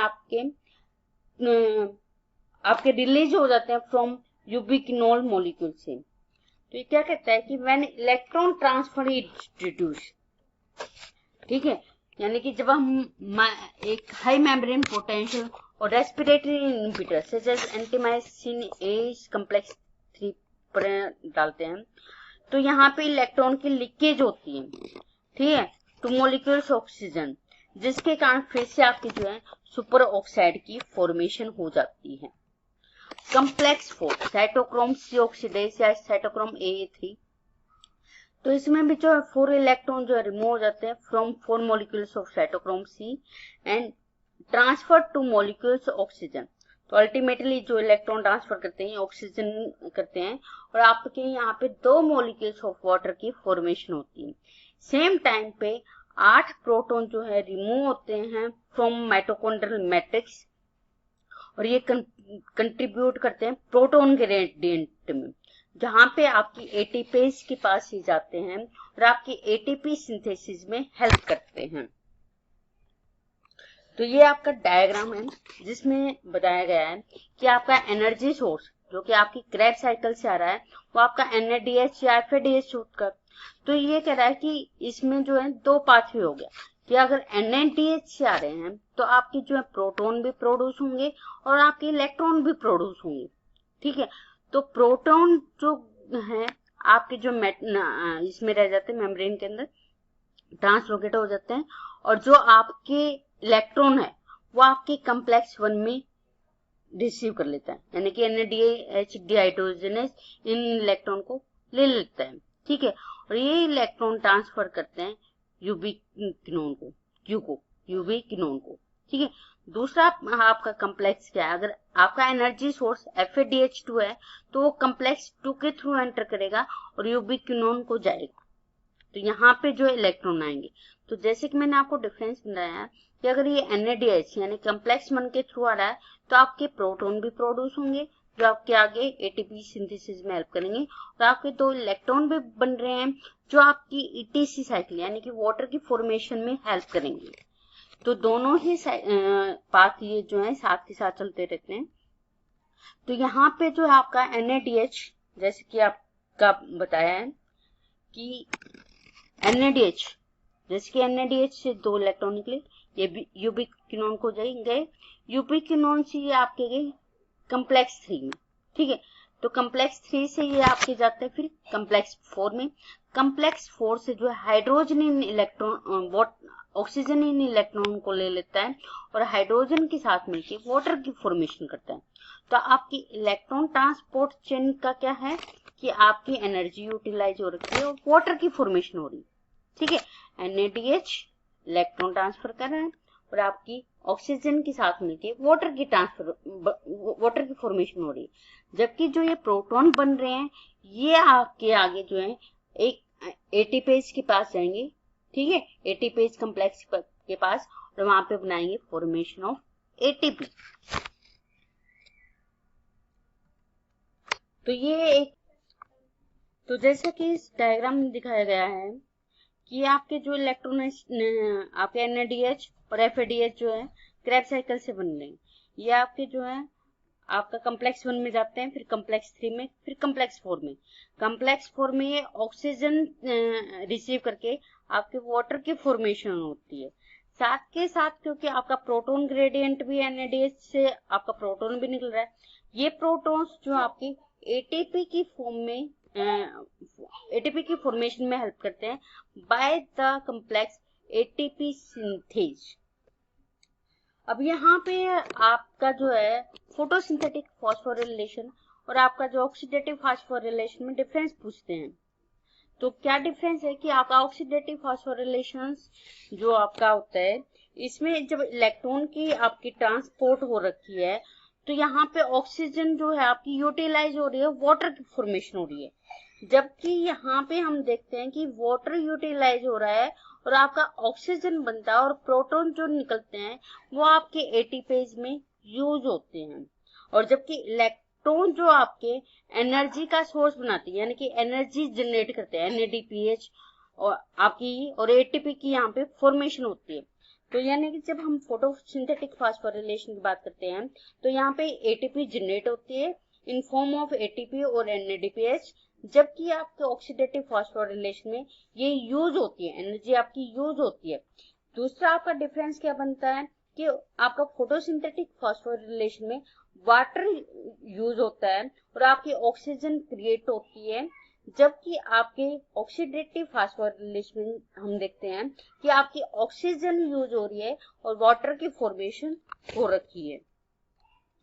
तो आप ओवरऑल क्या कहते हैं इलेक्ट्रॉन ट्रांसपोर्ट चेन में कि आपका NADH से जो आपका इलेक्ट्रॉन आता है कम्प्लेक्स 1 में, कम्प्लेक्स 1 से आपका यूबिक्विनोन में जाता है, यूबिक्विनोन से कम्प्लेक्स 3 में जाता है, कम्प्लेक्स 3 से साइटोक्रोम C में जाता है, साइटोक्रोम C से कम्प्लेक्स 4 में जाता है।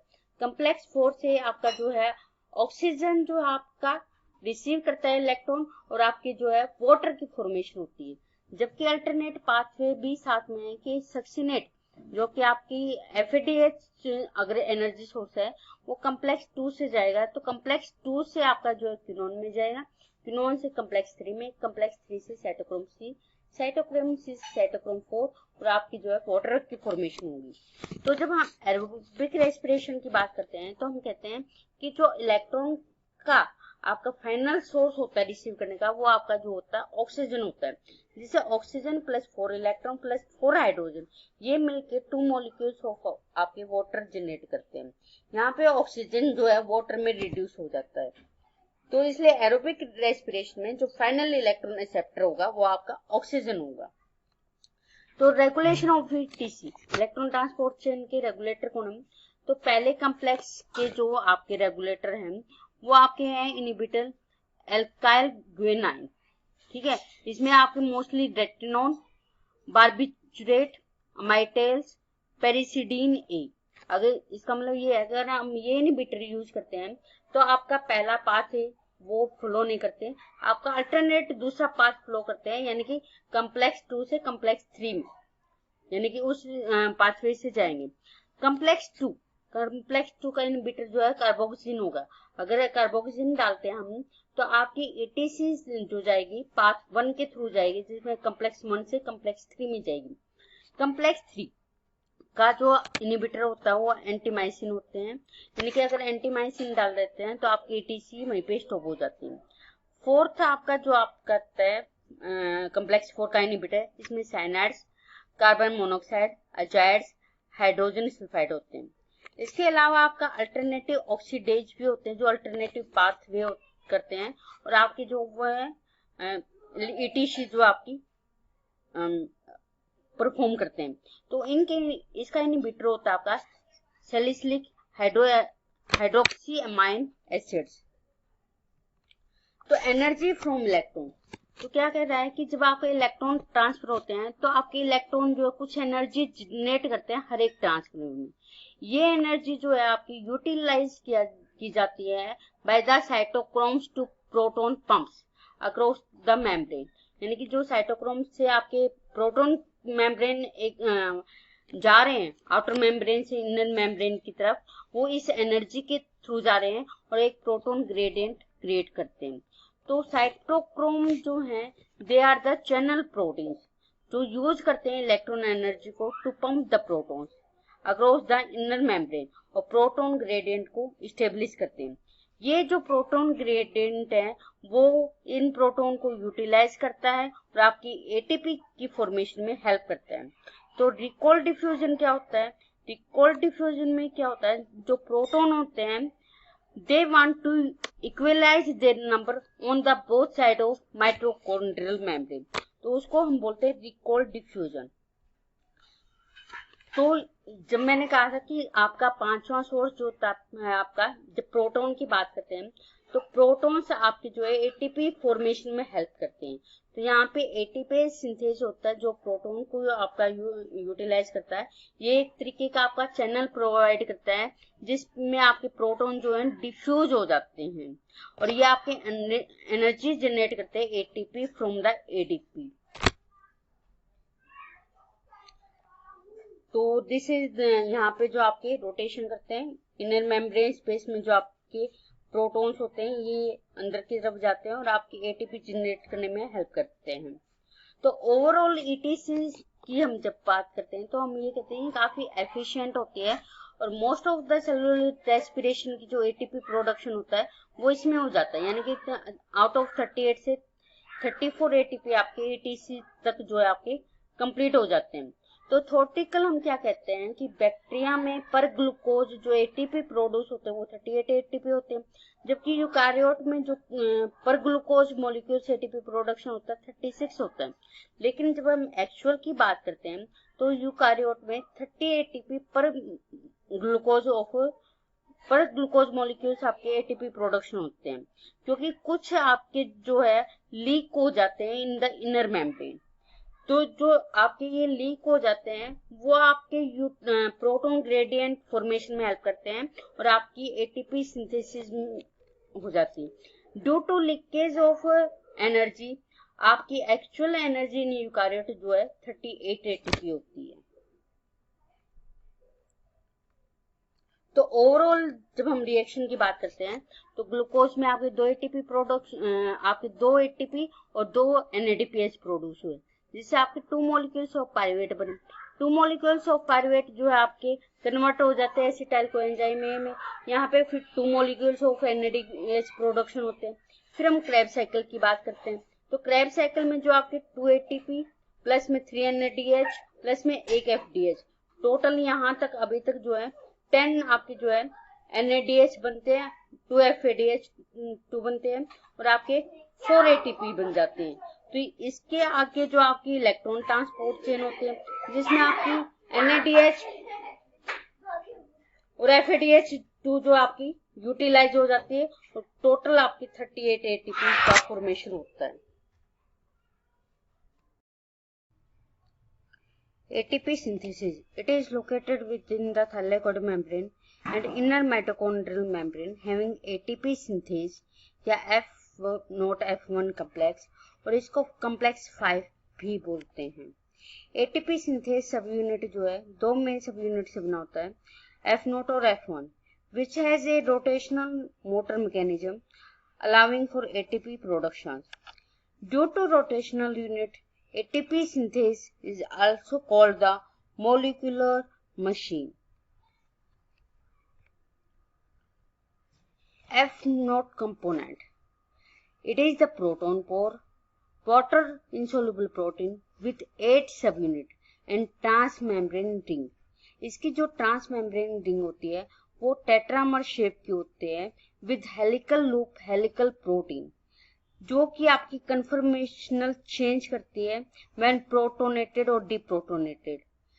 ये इसकी 3 मेन सब यूनिट होती है, ए सब यूनिट, 2 बी सब यूनिट और 9 से 12 सी सब यूनिट होती है।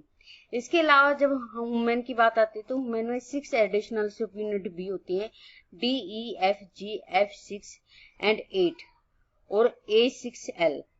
सी सब यूनिट जो होती है इसमें 2 हेलिकल होती हैं दैट स्पेन द मेम्ब्रेन। इसमें एस्पार्टिक एसिड रेजिड्यू होता है जो कि सेकंड हेलिक्स पे प्रेजेंट होता है on the centre of membrane. इसका फंक्शन होता है रेगुलेट करता है H positive channel during the ATP synthesis. इसका इनहिबिटर होता है ओलिगोमाइसिन। F1 component या F1 ATPase.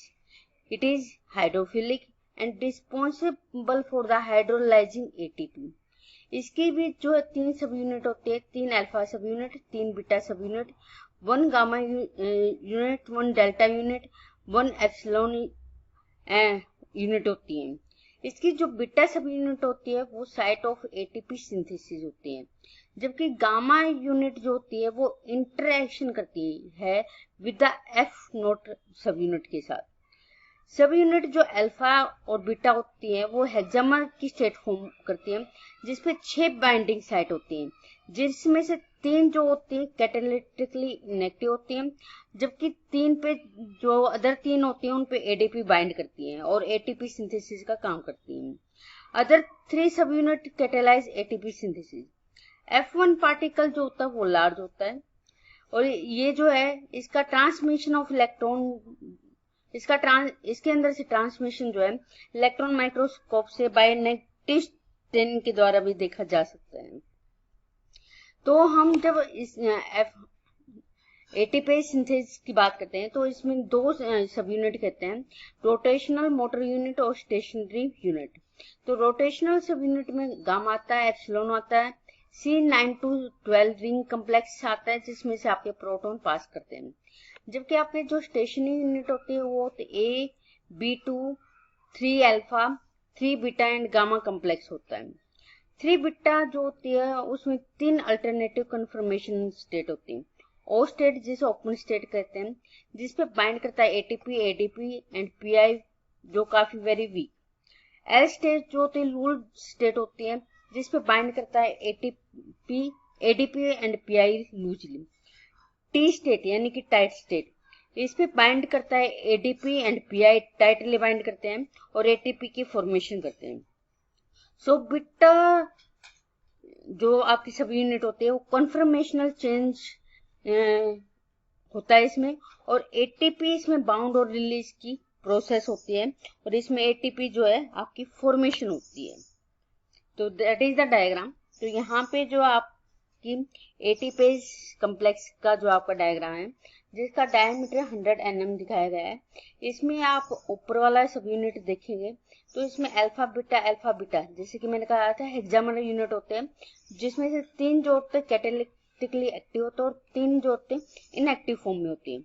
जबकि आपकी जो गामा सब यूनिट है जैसे कि आपका दिखाया गया है कि आपका ऑरेंज जो आपका ऑरेंज कलर में ये स्टैटिकल है, जबकि आपका लाइट ग्रीन में है ये रोटेशनल यूनिट है।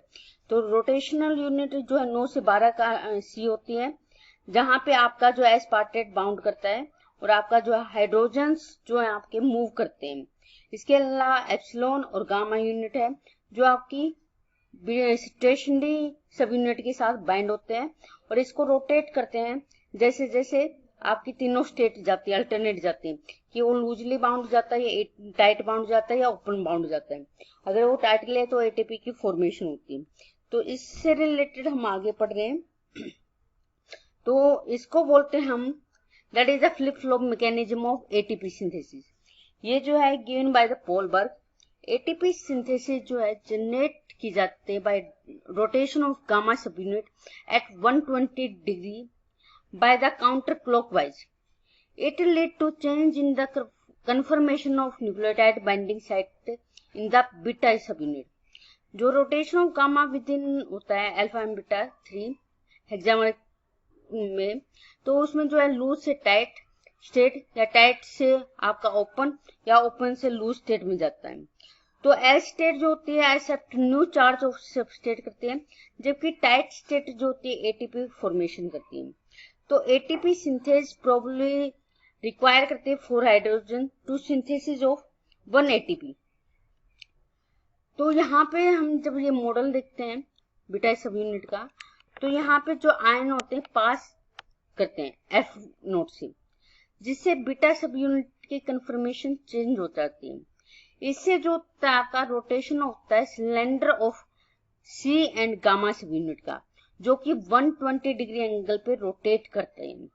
गामा कॉन्टेक्ट करता है डिफरेंट बीटा सब यूनिट से और इंड्यूस करता है कन्फर्मेशन चेंज, जिसमें आप बीटा इम्पटी कन्फर्मेशन भी कहते हैं। नेबरिंग ऑफ बीटा एम्प्टी आपकी बीटा एडीपी और बीटा एटीपी होती है। तो जब एक कंप्लीट रोटेशन होता है गामा सब यूनिट का, तो साइकिल होती है बीटा एडीपी की से बीटा एटीपी और बीटा एटीपी से बीटा एम्प्टी, जिससे 3 एटीपी सिंथेसिस होती है। जब ये ऑपोजिट रोटेशन करता है गामा सब यूनिट का इन ए सिंगल F1 यूनिट, तो एटीपी जो होता है आपका हाइड्रोलाइज हो जाता है। पीटर माइकल्स कीमोस्मोटिक थ्योरीज की बात, तो इसमें हम कहते हैं कि ऑक्सीडेशन होता है आपका NADH और FADH2 का in mitochondrial matrix by electron transport chain link redox energy to ATP synthesis. Chemiosmotic process जो है ये पीटर माइकल ने 1961 में दी थी और इसके लिए इसने नोबेल प्राइज जो है पाया था for breakthrough thinking in energy conversion में। तो कीमोस्मोसिस इन्वॉल्व करता outward pumping of hydrogen from the mitochondrial matrix through 3 proton complex in ETC, यानी कि 1, 3 और 4th कॉम्प्लेक्स में हाइड्रोजन जो है वो फ्लो करता है back down the proton gradient through membrane bound ATP synthase complex in response to chemical and electrical differences के कारण। तो कीमोस्मोसिस में क्या करता है कि इसमें जो है आयन डिफ्यूज करते हैं across membrane related to ATP synthesis and hydrogen ion across the mitochondrial membrane. Hydrogen ion जो है डिफ्यूज करते हैं high concentration to low concentration area में, जिससे मूवमेंट होती है हाइड्रोजन आयन की और क्रिएट करता है इलेक्ट्रोकेमिकल ग्रेडियंट ऑफ प्रोटॉन, जिसे energy from hydrogen ion use किए जाते हैं making ATP। ATP synthase make ATP via chemiosmosis. The energy from hydrogen ion captures in the ATP। तो ये डायग्राम दिया एंड्रू जेंडरडॉर्फ ने एंड इर्नेस्ट यूरिब ने 1966। तो इसमें क्या दिखाया गया है कि जब आपका मेम्ब्रेन मतलब कि आपका मैट्रिक्स में और मेम्ब्रेन में pH सेम है तो ATP नहीं होती सिंथेसिस, तो ATP कोई सिंथेसिस नहीं होती।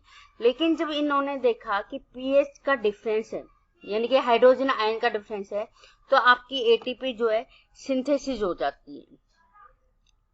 तो ATP ADP exchange across inner mitochondrial membrane, ये जो है by specific transporter protein ATP ADP translocase के द्वारा होता है।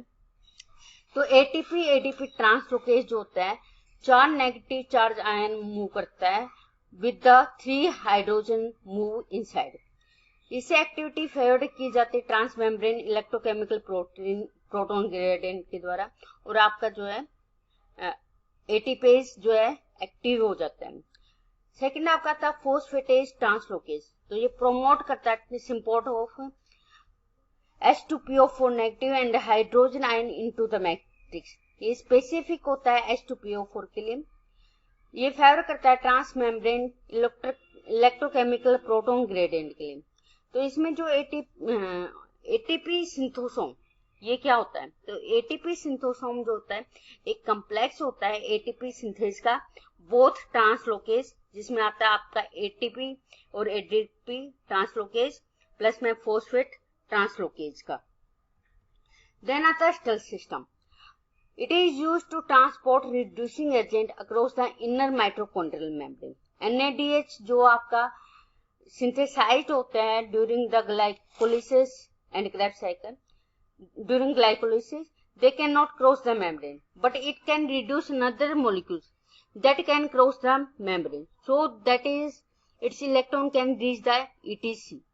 तो स्टेल्थ सिस्टम जो इनटू माइटोकॉन्ड्रिया, तो स्टेल्थ सिस्टम कौन कौन से, glycerol phosphate stealth system, malate aspartate stealth system. तो glycerol phosphate stealth system into the mitochondria glycerol three phosphate के थ्रू, और जबकि मेलेट एस्पार्टेट स्टेल्थ सिस्टम में मेलेट आता है, जबकि ETC में ये QH2 को जाता है, जबकि आपका मेलेट एस्पार्टेट स्टेल्थ सिस्टम से NADH जाता है। आउट टू साइटोसोल्स, तो यहाँ पे डाइहाइड्रोक्सी एसीटोन फॉस्फेट आता है, जबकि मेलेट एस्पार्टेट स्टेल्थ सिस्टम में आउट टू साइटोसोल आता है ऑक्सैलो एसीटेट और aspartate. It means that glycerol phosphate still system जो है primarily found in the brown adipose tissue due to conversion is less efficient, thus generate heat. ये primary जो babies में पाया जाता है और अडल्ट में ये किडनी में या बैक ऑफ द ओवरनेक्स पाया जाता है, जबकि मेलेट एस्पार्टेट स्टिल सिस्टम जो होता है much of rest of body में ये हमारा पाया जाता है।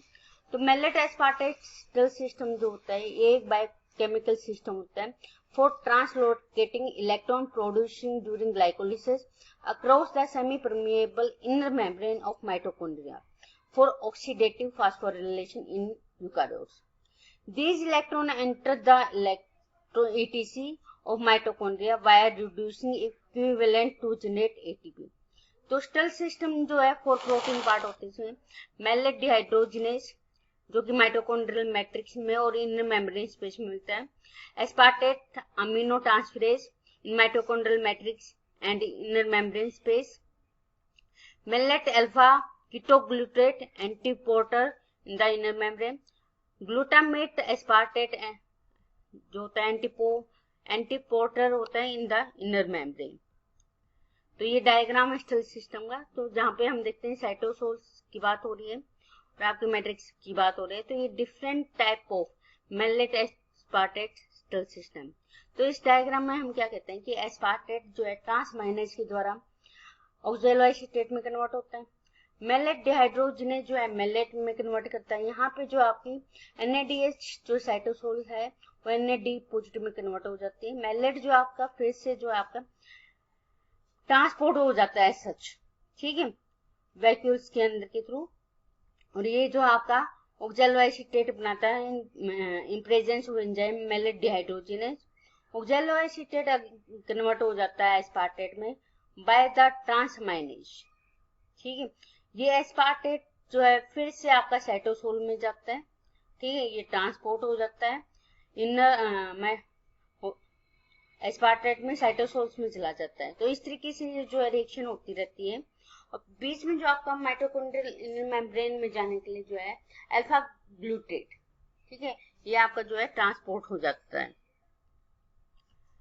तो टोटल यील्ड कहते हैं हम, तो एटीपी हम कहते हैं 30 से 32 एटीपी आपके प्रोड्यूस होते हैं, जबकि हम प्रोकार्योट में जहाँ complete oxidation of one molecules of glucose जो 32 एटीपी देते हैं, बिकॉज क्योंकि वहां पे कोई स्टिल सिस्टम की रिक्वायरमेंट नहीं होती है NADH की ट्रांसपोर्ट के लिए।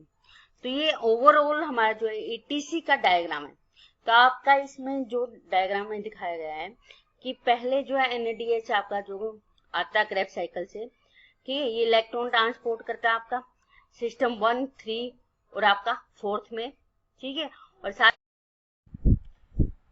तो टोटल जो है 30 से 32 एटीपी जो आपका प्रोडक्शन होता है, जबकि प्रोकार्योट में जो है 32 एटीपी का प्रोडक्शन होता है, क्योंकि जो प्रोकार्योट है उसमें कोई भी जो है स्टिल सिस्टम नहीं होता और for the transport of NADH।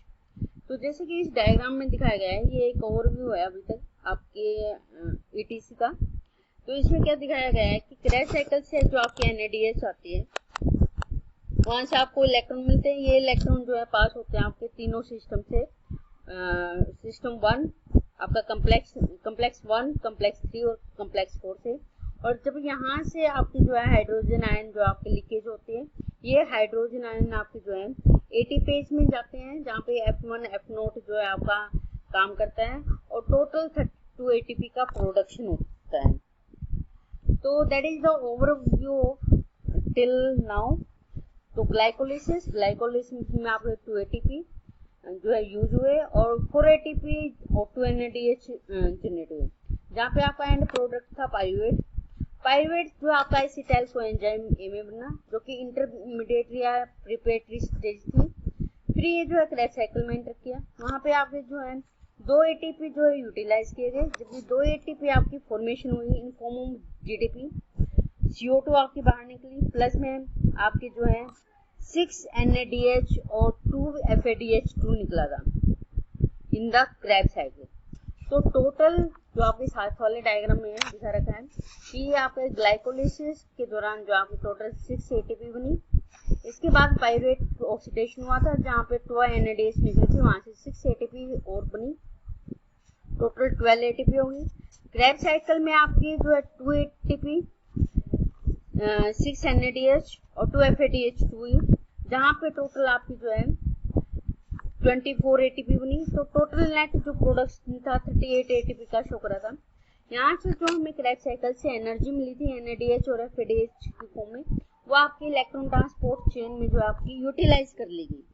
और इस इलेक्ट्रॉन ट्रांसपोर्ट चेन या ऑक्सीडेटिव फास्फोरिलेशन की समरी है हमारी कि जो NADH हमें मिला, NADH और FADH2 जो आपकी क्रेब्स साइकिल से मिला था, वो आपका कम्प्लेक्स 1 NADH जो है कम्प्लेक्स 1 में जाता है और यहाँ से हाइड्रोजन जो आपके माइटोकॉन्ड्रिया के अंदर रहता है। फिर आपका इलेक्ट्रॉन जो है क्विनोन में जाता है, क्विनोन से कम्प्लेक्स 3 में जाता है, कम्प्लेक्स 3 से साइटोक्रोम C में जाता है, साइटोक्रोम C से आपका कम्प्लेक्स 4 बनता है। और आपके यहाँ पे जो है ऑक्सीजन, जो कि एंड प्रोडक्ट जो आपका इलेक्ट्रॉन का था, दैट इज द ऑक्सीजन, इसलिए जो आपकी एरोबिक रेस्पिरेशन कहलाती है। और आपका फॉर्मेशन होता है वाटर का। लेकिन साथ के साथ क्योंकि आपका प्रोटॉन्स भी आपके जो है निकल रहे हैं हर एक कम्प्लेक्स में, तो ये प्रोटॉन जो आपके एटीपी फॉर्मेशन में हेल्प करते हैं, जो कि हम कहते हैं कि आपका एटीपी कम्प्लेक्स जो आपका कम्प्लेक्स 5 है। तो ये कम्प्लेक्स 5 जो आपका एटीपी फॉर्मेशन करता है, जैसा कि बताया कि 4 हाइड्रोजन जो आपके हेल्प करते हैं for formation of the one ATP formation.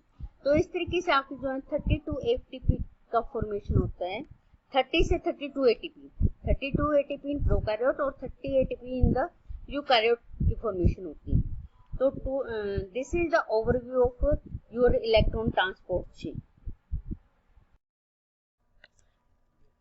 Anaerobic respiration, anaerobic respiration वो होता है जिसमें रेस्पिरेशन विदाउट ऑक्सीजन होता है। तो हम एनारोबिक रेस्पिरेशन में क्या कहते हैं कि या तो फर्मेंटेशन हो सकता है या एनारोबिक रेस्पिरेशन कह सकते हैं।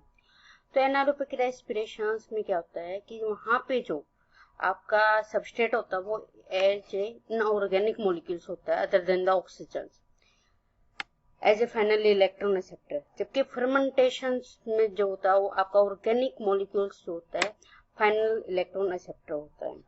तो एनारोबिक रेस्पिरेशन होता है मच लेस एफिशिएंट होता है and produce fewer ATP per glucose molecules as compare to aerobic respiration.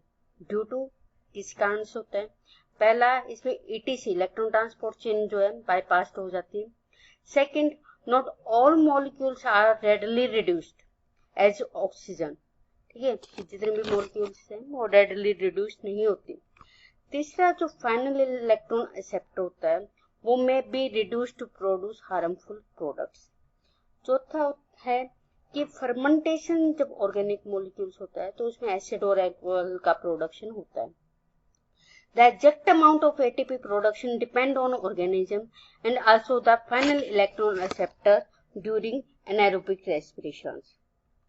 तो anaerobic respiration जो है मिथेनोजेंस भी होते हैं, यानी कि मिथेनोजेंस मिथेन को प्रोड्यूस करने वाले ऑर्गेनिजम्स। तो यानी कि जो मिथेनोजेंस है वो आपका मिथेन को प्रोड्यूस करेंगे। तो ये क्या कहता है कि मिथेनोजेंस जो होते हैं रिड्यूस करते हैं CO2 टू regenerate NADH positive and CO2 is reduced to methane, यानी कि मीथेन की फॉर्मेशन होगी। Anaerobic respiration bye sulphur bacterium, उस सल्फर बैक्टीरिया में क्या होंगे कि जो इनऑर्गेनिक सल्फेट होता है वो रिड्यूस हो जाते हैं हाइड्रोजन सल्फाइड्स में। फर्मेंटेशन जो 2 टाइप से होता है, फर्स्ट वन इथेनॉल फर्मेंटेशन होता है, दूसरा लैक्टिक एसिड फर्मेंटेशन होता है। तो फर्मेंटेशन में जैसे बताया कि आपका ऑर्गेनिक मॉलिक्यूल जो है रिड्यूस हो जाते हैं और जनरेट करते हैं NADH पॉजिटिव। तो इथेनॉल फर्मेंटेशन जो है यीस्ट के द्वारा और कुछ बैक्टीरिया के द्वारा होते हैं, जिसमें NADH जो है रिड्यूस हो जाता है एसिटल्डिहाइड में, जो बाद में प्रोड्यूस हो जाता है इथेनॉल की फॉर्मेशन करते हैं। तो इथेनॉल फर्मेंटेशन में जो आपके प्रोडक्ट बनते हैं वो CO2, इथेनॉल और NAD पॉजिटिव होते हैं। लैक्टिक एसिड फर्मेंटेशन जो आपकी एनिमल सेल्स में या लैक्टोबैसिलस जो कि स्पेशल मसल्स में पाए जाते हैं वहां पे होते हैं। यहाँ पे NADH जो है reduce pyruvate to produce lactic acid. तो एनारोबिक रेस्पिरेशन में जब ब्रेक डाउन होता है पायरुविक एसिड का, तो इसमें क्या कहते हैं कि ग्लूकोज जो है आपका ग्लाइकोलिसिस के थ्रू पायरुविक एसिड में कन्वर्ट होगा। तो पायरुविक एसिड जो है डिफरेंट थिंग्स बनाता है, या तो वो लैक्टिक एसिड बनाएगा। लैक्टिक एसिड डिहाइड्रोजनेज की प्रेजेंस में FMN और जिंक 2 पॉजिटिव की प्रेजेंस में लैक्टिक एसिड बनाता है। और अगर इसको इथेनॉल बनाना बाय फर्मेंटेशन, तो वहां पे कार्बोक्सिलेज एंजाइम यूज होगा और एसिटल्डिहाइड बनेगा। एसिटल्डिहाइड जो है आपका वाटर की प्रेजेंस में एसिटिक एसिड बनेगा और डिहाइड्रोजनेज की प्रेजेंस में इथेनॉल बना लेगा। एसिटिक एसिड जो आगे आपका इथेनॉल में भी कन्वर्ट हो जाता है। तीसरा पाथवे क्या है कि पायरुविक एसिड जो है वाटर लेगा और CO2 निकाल के CO2 बाहर निकालेगा और बनाएगा एसिटो एसिटिक एसिड। यहाँ से फिर से वाटर की रिमूवल होते हुए बनाता है ब्यूटारिक एसिड। ब्यूटारिक एसिड से फिर जो है ब्यूटेनॉल की फॉर्मेशन होती है। तो ये 3 डिफरेंट पाथवे हैं जिसमें आपका ग्लूकोज एनारोबिक कंडीशन में आपका या तो लैक्टिक एसिड बनाएगा या ब्यूटेनॉल बनाएगा या आपका इथेनॉल की फॉर्मेशन करेगा। पास्चर इफेक्ट और वर्बर्ग इफेक्ट ये आप पढ़ते हो। तो पास्चर इफेक्ट क्या होता है कि ये ऑक्सीजन जो है आपका इनहिबिटरी इफेक्ट शो करता है। तो क्योंकि फर्मेंटेशन एनारोबिक कंडीशन में होता है, तो एनारोबिक कंडीशन में जब आपकी ऑक्सीजन प्रोवाइड की जाती है तो ये इनहिबिटरी इफेक्ट शो करता है। तो इसमें क्या होता है कि यीस्ट जो होते हैं आपकी फर्मेंटेशन कॉज करते हैं, ये कंज्यूम करते हैं मोर एनर्जी, ठीक है, more glucose when growing anaerobically than aerobically condition. तो एरोबिक कंडीशन में 32 ATP पर मॉलिक्यूल ग्लूकोज प्रोडक्शन होता है जैसे कि आपको पढ़ाया गया है, और इनएरोबिक कंडीशन में ओनली 2 ATP का प्रोडक्शन होता है। वारबर्ग इफेक्ट जो आपकी कैंसर सेल्स में शो होती है। तो वारबर्ग इफेक्ट क्या कहते हैं, कैंसर सेल जो है एग्जिबिट करते हैं glycolysis process with lactate production and mitochondrial respiration in the presence of the oxygen. क्योंकि लैक्टिक एसिड प्रोडक्शन आपका जो है किस कब होता है, एनारोबिक कंडीशन में। लेकिन क्या कहता है कैंसर सेल्स जो है ग्लाइकोलिसिस शो करता है जिसमें लैक्टिक का भी प्रोडक्शन होता है और माइटोकॉन्ड्रियल रेस्पिरेशन भी होता है, चाहे उसमें ऑक्सीजन की प्रेजेंस ही हो। अब कोरी साइकिल जो है आपका ये एक मेटाबॉलिक पाथवे है जिसमें आपका लैक्टेट का प्रोडक्शन होता है बाय एनारोबिक ग्लाइकोलिसिस इन मसल सेल्स। ये आपका जो लैक्टिक एसिड होता है वो ब्लड स्ट्रीम के द्वारा लीवर में जाता है। लीवर इसको फिर से ग्लूकोनियोजेनेसिस के थ्रू आपका जो है ग्लूकोज और ग्लाइकोजन में कन्वर्ट कर देता है। तो ये कोरी साइकिल जो है डिस्कवर की गई थी कार्ल और गैटी कोरी के द्वारा। इसके लिए उनको नोबेल प्राइज भी दिया गया था 1947 में for glycogen metabolism and blood glucose regulation के लिए। तो कोरी साइकिल्स में क्या होता है कि इसमें ग्लाइकोजन्स इन मसल सेल से degraded to produce lactic acid. ये लैक्टिक एसिड ब्लड के थ्रू लीवर में जाता है, लीवर में ये फिर से चेंज हो जाता है इनटू ग्लाइकोजन्स। ग्लाइकोजन से फिर जो आपके ग्लूकोज फॉर्मेशन होते हैं और आपकी जो है फिर से साइकिल जो शो हो जाती है। When needed, the glycogen is broken down into glucose and the blood carries the glucose to the muscles. तो जब ज्यादा एक्सरसाइज करते हैं, वाइग्रेस एक्सरसाइज करते हैं, तो ये लीड करता है ऑक्सीजन की शॉर्टेज।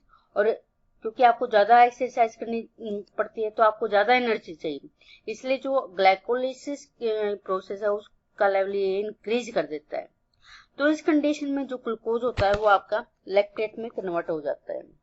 यहाँ पे एक और चीज आती है कि जब हम बहुत ज्यादा एक्सरसाइज करते हैं तो हमारे पैरों में जो है पैर की जो मसल्स होते हैं उनमें जो है पेन होता है due to production of the lactic acid. तो सिग्निफिकेंट क्या है लैक्टिक एसिड का, पहला ये प्रिवेंट करता है लैक्टिक एसिडोसिस इन मसल अंडर एनारोबिक कंडीशन। दूसरा ये है कि प्रोड्यूस करता है एटीपी जो कि आपके एनर्जी का सोर्स होता है ड्यूरिंग मसल एक्टिविटी का। तीसरा क्या करता है कि कोरी साइकिल जो होती है मोर सफिशिएंट होती है व्हेन मसल एक्टिविटीज हैज कीड, इसलिए ये अलाउ करता है ऑक्सीजन डक्ट टू रिपीट।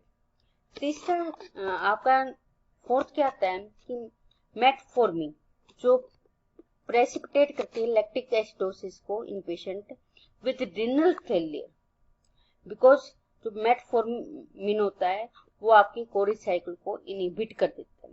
तो ये रिनल फेलियर वाले जो पेशेंट होते हैं उनके लिए जो है बेनिफिट कर जाती है और कोरी साइकिल को इनहिबिट करके। नॉर्मली जो आपकी एक्सेस ऑफ लैक्टेट प्रोडक्शन होता है वो आपकी किडनी के द्वारा क्लियर किया जाता है, क्योंकि किडनी का काम जो होता है आपकी क्लीनिंग का काम होता है बॉडी से जितने भी वेस्ट मटेरियल होते हैं। लेकिन जिन पेशेंट की किडनी फेल हो जाती है तो वो excess of lactic acid handle नहीं कर पाते, तो उस कंडीशन में जो है आपकी मेटफॉर्मिन जो है इस चीज में हेल्प कर देती है। नेक्स्ट आपका आता है ग्लाइओक्सिलेट साइकिल। ग्लाइओक्सिलेट साइकिल जो है ग्लाइओक्सिसोम्स में होती है। ग्लाइओक्सिसोम्स से एक माइक्रोबॉडीज है जो स्पेशलाइज्ड फॉर्म करती है प्रोक्सिसोम्स को। ये मोस्टली प्लांट में पाई जाते हैं, प्लांट में भी है, जर्मिनेटिंग सेल्स में और कुछ बैक्टीरिया में पाई जाती है। ये एनिमल सेल्स में नहीं पाई जाती, लेकिन कुछ lower animal such as nematode में ही पाई जाती है।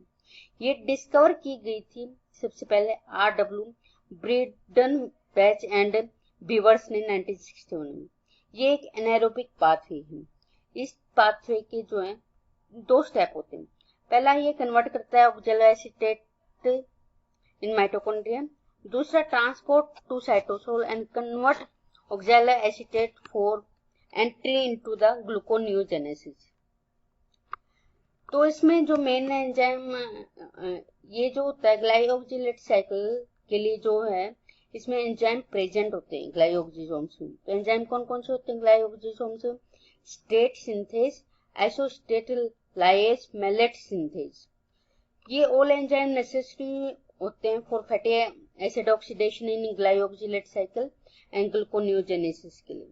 तो ग्लाइओक्सिसोम्स का रोल जो है आपकी ग्लाइओक्सिलेट साइकिल में, ये पहला है कन्वर्ट करता है acetyl coenzyme into succinate for synthesis of carbohydrate. Second ये फैटी एसिड को कार्बोहाइड्रेट में कन्वर्ट करता है।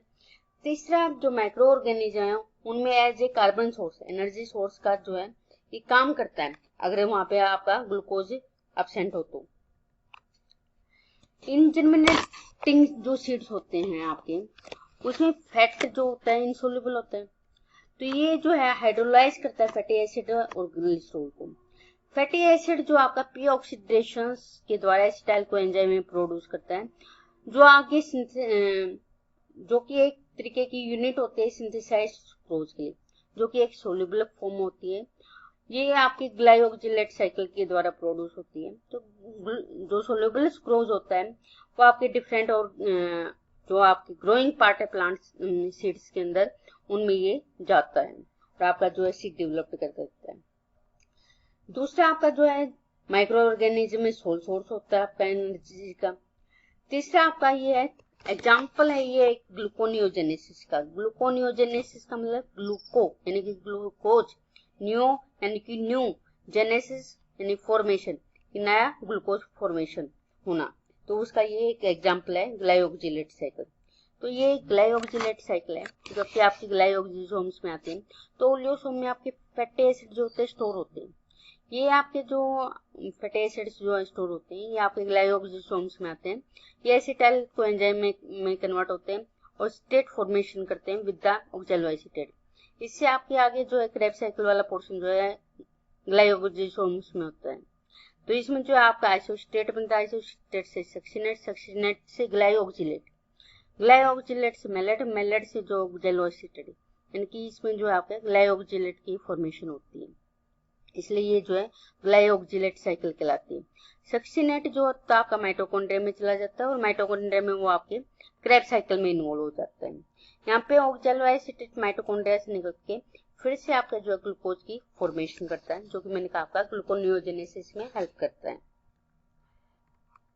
देन आपका आता है पेंटोज फॉस्फेट पाथवे या ट्रिपल पी पाथवे।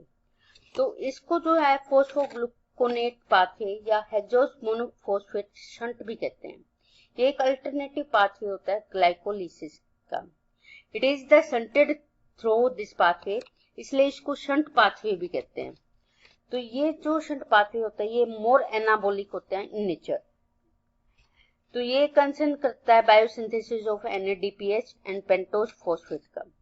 अबाउट जो 10% ऑफ ग्लूकोज होता है बॉडी में, वो एंटर करता है इस पाथवे में पर डे के हिसाब से।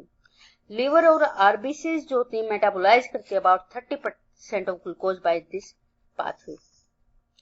इसकी लोकेशन जो होती है साइटोसोल में होती है। तो ये जैसे टिश्यू है, liver, adipose tissue, adrenal gland, RBCs, testis and lactating mammary glands, इनमें जो हाईली एक्टिवेट होता है HMP शंट। मिनिमम एक्टिविटी इसकी मसल्स और ब्रेन में होती है। तो मोस्ट ऑफ द जो टिश्यू जिसमें ये इन्वॉल्व होता है, ये in biosynthesis of fatty acid और स्टीरॉइड्स वाले मतलब कि जो आपके टिश्यू में होता है, जिसमें आपके NADPH की रिक्वायरमेंट ज्यादा होती है। तो HMP शंटेड जो HMP शंट पाथवे है, ये एक यूनिक मल्टीफंक्शनल पाथवे होता है। ये स्टार्ट होता है फ्रॉम ग्लूकोज 6 फॉस्फेट से। यहाँ पे no ATP is directly utilize it produce in HMP shunt. तो ये पाथवे है HMP शंट पाथवे। तो इसमें ग्लूकोज 6 फॉस्फेट जो है कन्वर्ट होता है 6-फॉस्फोग्लूकेनोलैक्टोन्स का इन presence of dehydrogenase enzyme. Then it converted into 6-phosphogluconate in presence of the hydrolase enzyme. Then यहाँ पे again NADPH का प्रोडक्शन होता है in enzyme using dehydrogenase and to form the ribulose 5-phosphate, यानी कि 5 कार्बन ग्लूकोज 5 कार्बन जो आपका compound की। सिग्निफिकेंट ऑफ HMP शंट, तो ये फ्री रेडिकल्स क्वेंचिंग का काम करता है। फ्री रेडिकल्स के एग्जांपल हैं सुपर ऑक्साइड, हाइड्रोजन प्रोक्साइड। तो ये कंटिन्यूअस ऑल सेल्स में जो है प्रोड्यूस होते रहते हैं। इनका काम जो होता है डिस्ट्रॉय करते हैं DNA, प्रोटीन, फैटी एसिड और ऑल बायोमोलिक्यूल्स जो आपके सेल्स के अंदर जो है प्रेजेंट होते हैं। तो ये जो फ्री रेडिकल होते हैं या are inactivated by enzyme system containing SOD, POD and glutathione reductase. तो ये reduce growth stimulating hormone is degenerated with the help of NADPH. Other nutrient serve as the energy source. तो अभी तक हमने पढ़ा कि जो ग्लूकोज होता है आपका, वो सेलुलर रेस्पिरेशन में काम करता है, एनर्जी सोर्स का काम करता है। लेकिन कार्बोहाइड्रेट के अलावा और भी आपके जो एनर्जी सोर्स होते हैं, जिसमें हम लिपिड और प्रोटीन्स की बात करते हैं। तो ये लिपिड और प्रोटीन जो होते हैं आपके प्रिपरेटरी स्टेप्स के द्वारा जो है आपके ग्लाइकोलाइसिस में एंटर करते हैं। एग्जांपल के तौर पे कहते हैं जैसे अमीनो एसिड है, वो डीअमाइनेशन प्रोसेस के थ्रू जाएगा, जबकि फैटी एसिड जो है बीटा ऑक्सीडेशन के थ्रू जाएगा। तो catabolism in protein and fat, तो कैटाबोलिज्म प्रोटीन की बात करते हैं, तो इसमें अमीनो एसिड डीअमाइनेशन के थ्रू जाता है और अमोनिया इसमें जो होता है रिड्यूस होता है, रिमूव अमोनिया ग्रुप। और ये अमोनिया ग्रुप जो है आपके यूरिया में जो है एज ए यूरिया जाता है इन यूरिन। तो अमीनो एसिड जो होते हैं वो कन्वर्ट हो जाते हैं मॉलिक्यूल्स में और ये एंटर करते हैं ग्लाइकोलाइसिस या क्रेब्स साइकिल में। एग्जांपल अमीनो एसिड एलेनिन है, ये convert to pyruvate to enter Krebs cycle. जबकि अमीनो एसिड एस्पार्टेट है, ये ऑक्सैलो एसीटेट में कन्वर्ट होता है और आपका क्रेब्स साइकिल में एंटर करता है। अब कैटाबोलिज्म ऑफ फैट की बात करते हैं। तो फैट जो आपका फैटी एसिड और ग्लिसरॉल का बना होता है। तो आपके जो ग्लिसराइड्स होते हैं ये आपके फैटी बीटा ऑक्सीडेशन के थ्रू आपके जो है एसिटाइल कोएंजाइम में जो आपका यहाँ से रिमूव होता है, एसाइल ग्रुप में कन्वर्ट होते हैं। ये एसाइल ग्रुप जो आपके क्रेब्स साइकिल में एंटर करते हैं। तो respiration of 6 carbon fatty acid जो आपका अबाउट 20% मोर एनर्जी देता है as compare to the glucose. तो ये एक ओवरव्यू है different type of the molecules का जो आपकी एनर्जी जनरेट करते हैं। जैसे कि न्यूक्लिक एसिड है, ये न्यूक्लियोटाइड का फॉर्मेशन करेगा, या तो ये अमीनो एसिड में कन्वर्ट हो जाएगा या आपका डायरेक्ट अमोनिया रिमूव करके क्रेब्स साइकिल में एंटर कर देगा। प्रोटीन है वो अमीनो एसिड में कन्वर्ट हो जाता है, अमीनो एसिड डीअमाइनेशन के थ्रू अमोनिया निकालते हैं और क्रेब्स साइकिल में एंटर करते हैं। पॉलीसेकेराइड्स की बात करते हैं तो ये शुगर में कन्वर्ट होते हैं। ग्लाइकोलाइसिस के थ्रू ये आप पायरुवेट बनाते हैं, पायरुवेट से आपका एसिटाइल कोएंजाइम बनाते हैं। एसिटाइल कोएंजाइम में क्रेब्स साइकिल में एंटर करता है, यहाँ से वाटर की रिमूव कर देता है एटीसी साइकिल के थ्रू। देन लिपिड और फैट की बात करते हैं तो ये फैटी एसिड में कन्वर्ट हो जाते हैं, बीटा ऑक्सीडेशन होती है, बीटा ऑक्सीडेशन के through acetyl co enzyme A बनाते हैं, वो एसिटाइल को एंजाइम एक क्रेब्स साइकिल में एंटर करता है, तो यहाँ से आपका जो वाटर है और CO2 का रिमूवल होता है। इस तरीके से जो डिफरेंट आपके फूड प्रोडक्ट होते हैं वो आपके यूटिलाइज होते हैं और एंटर करते हैं आपकी क्रेब्स साइकिल्स में, और या फिर आपकी जो है क्रेब्स साइकिल में एंटर करते हैं और आपकी एनर्जी का प्रोडक्शन करते हैं। तो सिग्निफिकेंट क्या है रेस्पिरेशन का? तो पहला है सिग्निफिकेंट इसका है कि ये रैपनिंग ऑफ फ्रूट में काम करता है, तो ये प्रोड्यूस करता है H2O2 एंड सुपर ऑक्साइड जो इंक्रीज करता है oxidation and breakdown of membrane in the fruits. Second है पोलिनेशन, तो heat production in thermogenic tissue, example excessive heat जो है प्रोड्यूस इन अरूम इन्फ्लोरेसेंस, अरूम एक प्लांट है, which use to volatile the odoriferous compound to attract the pollination. तीसरा जो है accommodate करता है all electrons when glycolysis and Krebs cycle occur rapidly. Fourth क्या कहता है, time of non requirement of ATP, जो साइनाइड रेजिस्टेंट पाथवे है वो used for the synthesis of other cellular components. 5 क्या है, cyanide resistant oxidase has much lower affinity for the oxygen, so alternate pathway does not operate unless oxidase is poisoned by the cyanide and azides.